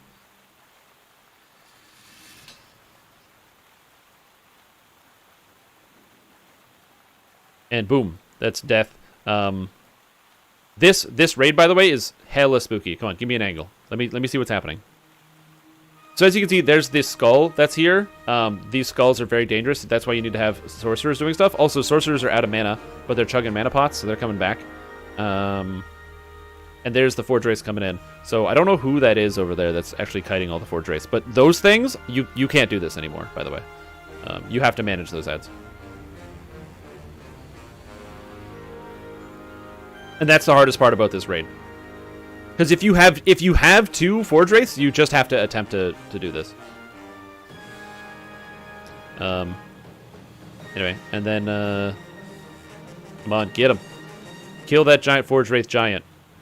One of the reasons is because there's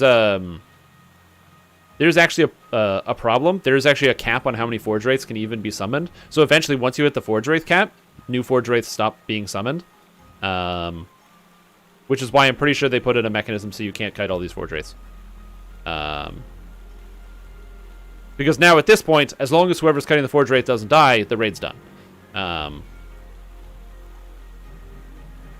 So you don't actually need to add control. Like I said, I distinctly remember there was a nerf that came in that fixed this. Anyway, blah, blah, blah, blah, blah, blah, blah, and the Forge Wraith dies. Goodbye. And they got it. And they died. So there's that.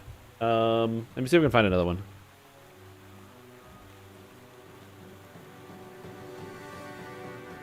Here's another video, which is from a different guild. I'm now curious about Tuat Handle, so I'm just kind of watching this. And also, yes, I know, there's lots of people watching right now. Welcome, everybody. I hope you're all having a good day. Next, we have this is apparently a 10-man from a guild called Ascendance. What server is this? They don't say. I don't know.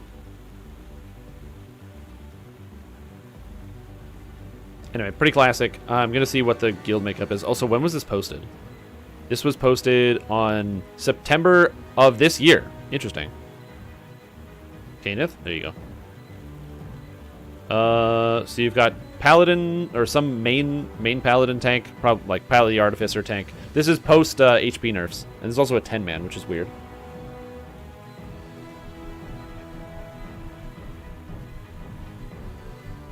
Yeah, see how this happens.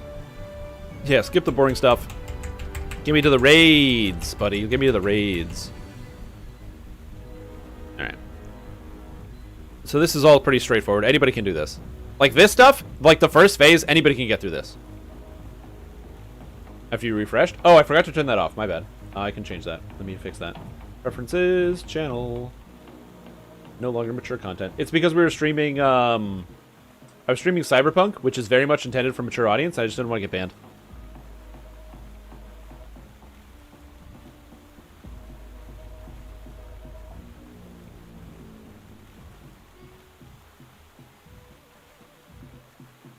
Alright, so we got some damage come through. Look at the damages on this guy. 30,000, 16,000. Hell yeah, that's Paladin for you.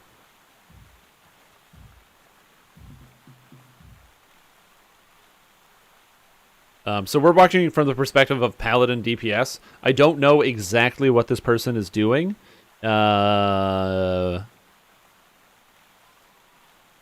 What is this person doing? I can't tell what Epic Destiny this is. I don't see any Epic Destiny abilities on any of the hotbars.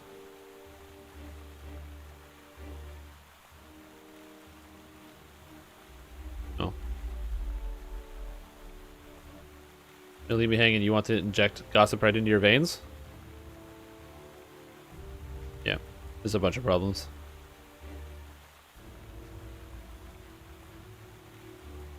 And we're just gonna chill. Skip ahead. Doop, doop, doop. And how do they deal with the hard part? That's what I want to know. Okay. So Cogs Fanatics. Again, this is all ad control. Ad control for Phase 1 and 2 is usually not too bad. But how do you deal with Phase 3? Sanctified Fervor Swamp. Positive Energy Burst. A Crusade.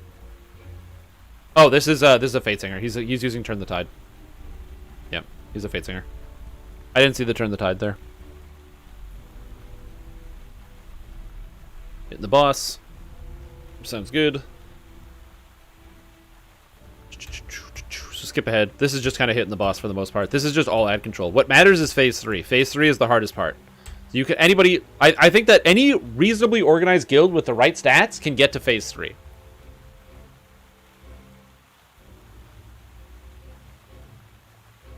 But it's beating Phase 3. So this is what I wanted to see. Okay, so Forge Wraith Titan's gonna go down. And then when the Forge Wraith Titan goes down, see all these Forge Wraith Giants over here? These are the Forge Wraith Giants and the Enraged Forge Wraith. What's happening here? So there is somebody who is kiting all of this stuff. And it is Paladin Tank. So this Paladin Tank looks to be kiting all of the ads. So I don't know who's actually tanking the boss in any capacity. 74-55.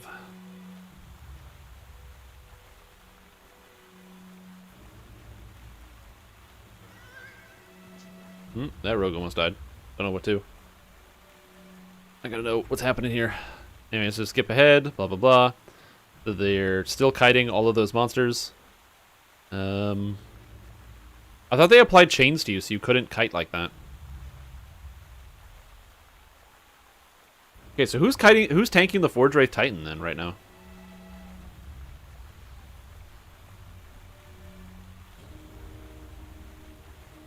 Yeah.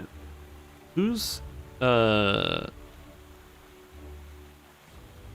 come the Forge Wraith isn't actually attacking right now? Yeah, I mean he's using his finger blasters.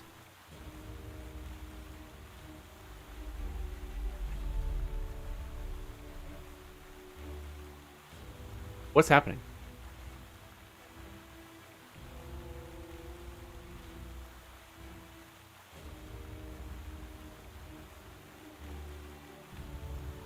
Okay, that's weird. That's weird.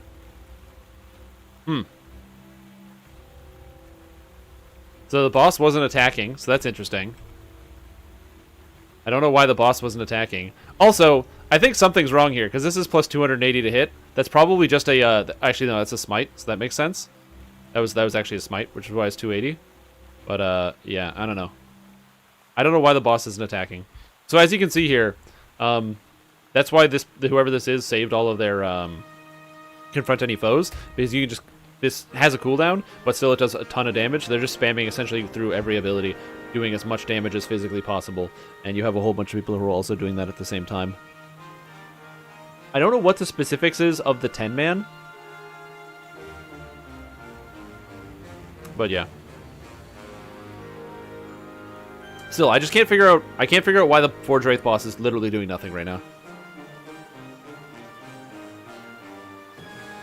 So that's interesting. Yeah, so I couldn't tell you exactly what's happening here, because I don't know, but...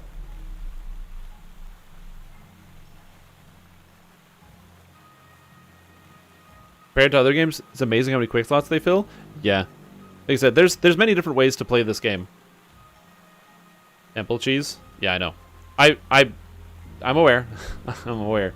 That's one of the reasons why I would love to see a video about the clear I want to see a video about the clear of the R7. Is that I think that's so cool. I would love to learn some new strategies so that maybe like my guild can incorporate some of these strategies and get down this raid. But DDO has a history of people beating raids on high difficulties by not playing by the rules. So keep that in mind. I'm not insinuating that's what happened. I'm saying that I want to see the video so I can like learn how to do the raid better. But if we never get one, that could potentially be why.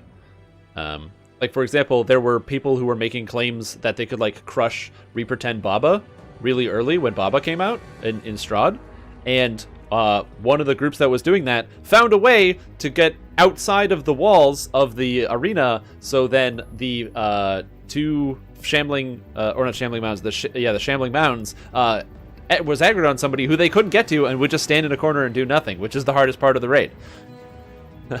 So it's like, yes, you beat the raid by not beating the raid. So sometimes those things will happen. So I will keep that in mind. So just keep that in mind.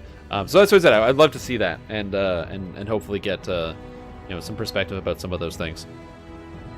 But yeah, exactly. I don't know. I don't like to use those types of strategies.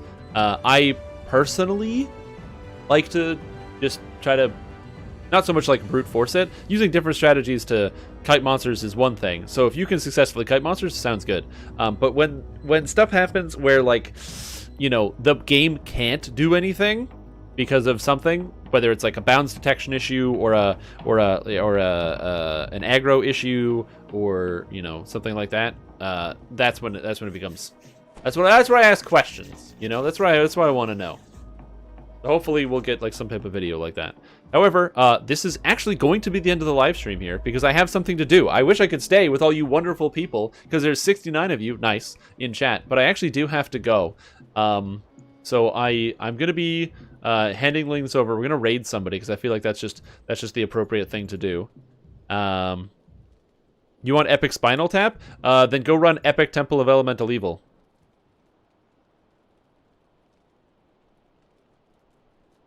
So let's see. I'm just pulling this up here. Who else is streaming? There's a bunch of people streaming Dungeons and Dragons, which is not the same thing. And there's someone streaming Minecraft. Hilarious. Is there anyone that I follow who's streaming? I don't know.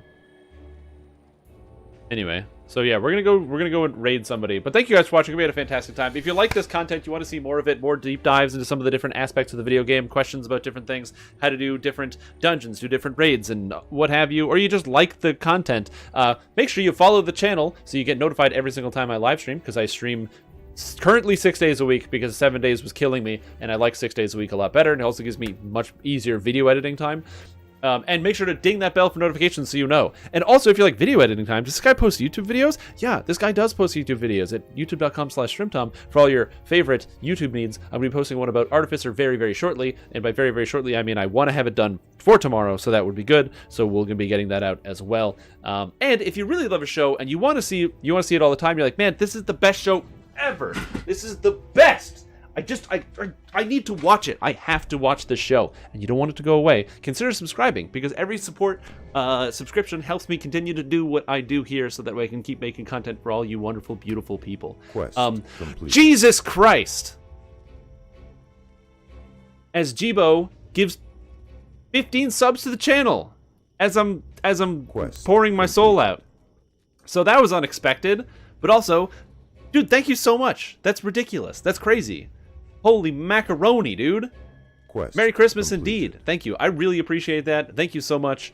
Wow. That is unbelievable. Welcome to the stream team. Shizelek, Dopey, JT, Hale CR, Kodiak, Bruja, MN Light Wounds, Durprek, The Real Skank, Backstreet Batman, Gaming Vicious, Kepley, Tai Dashi, Sinks, Artful, and Templar Moggy. Welcome, you guys. Jibo, thank you so much. I hope you're feeling great today. But again, we are still ending the live stream. But as I said, if you really like what you see, make sure you follow so that way you can get it every single time. We will be back streaming on Monday, where I'm going to be reincarnating into a super fun Alchemist build, because it's going to be super fun, because Alchemist is like one of the most fastest and easiest levelers in the whole game. So how can you complain about that?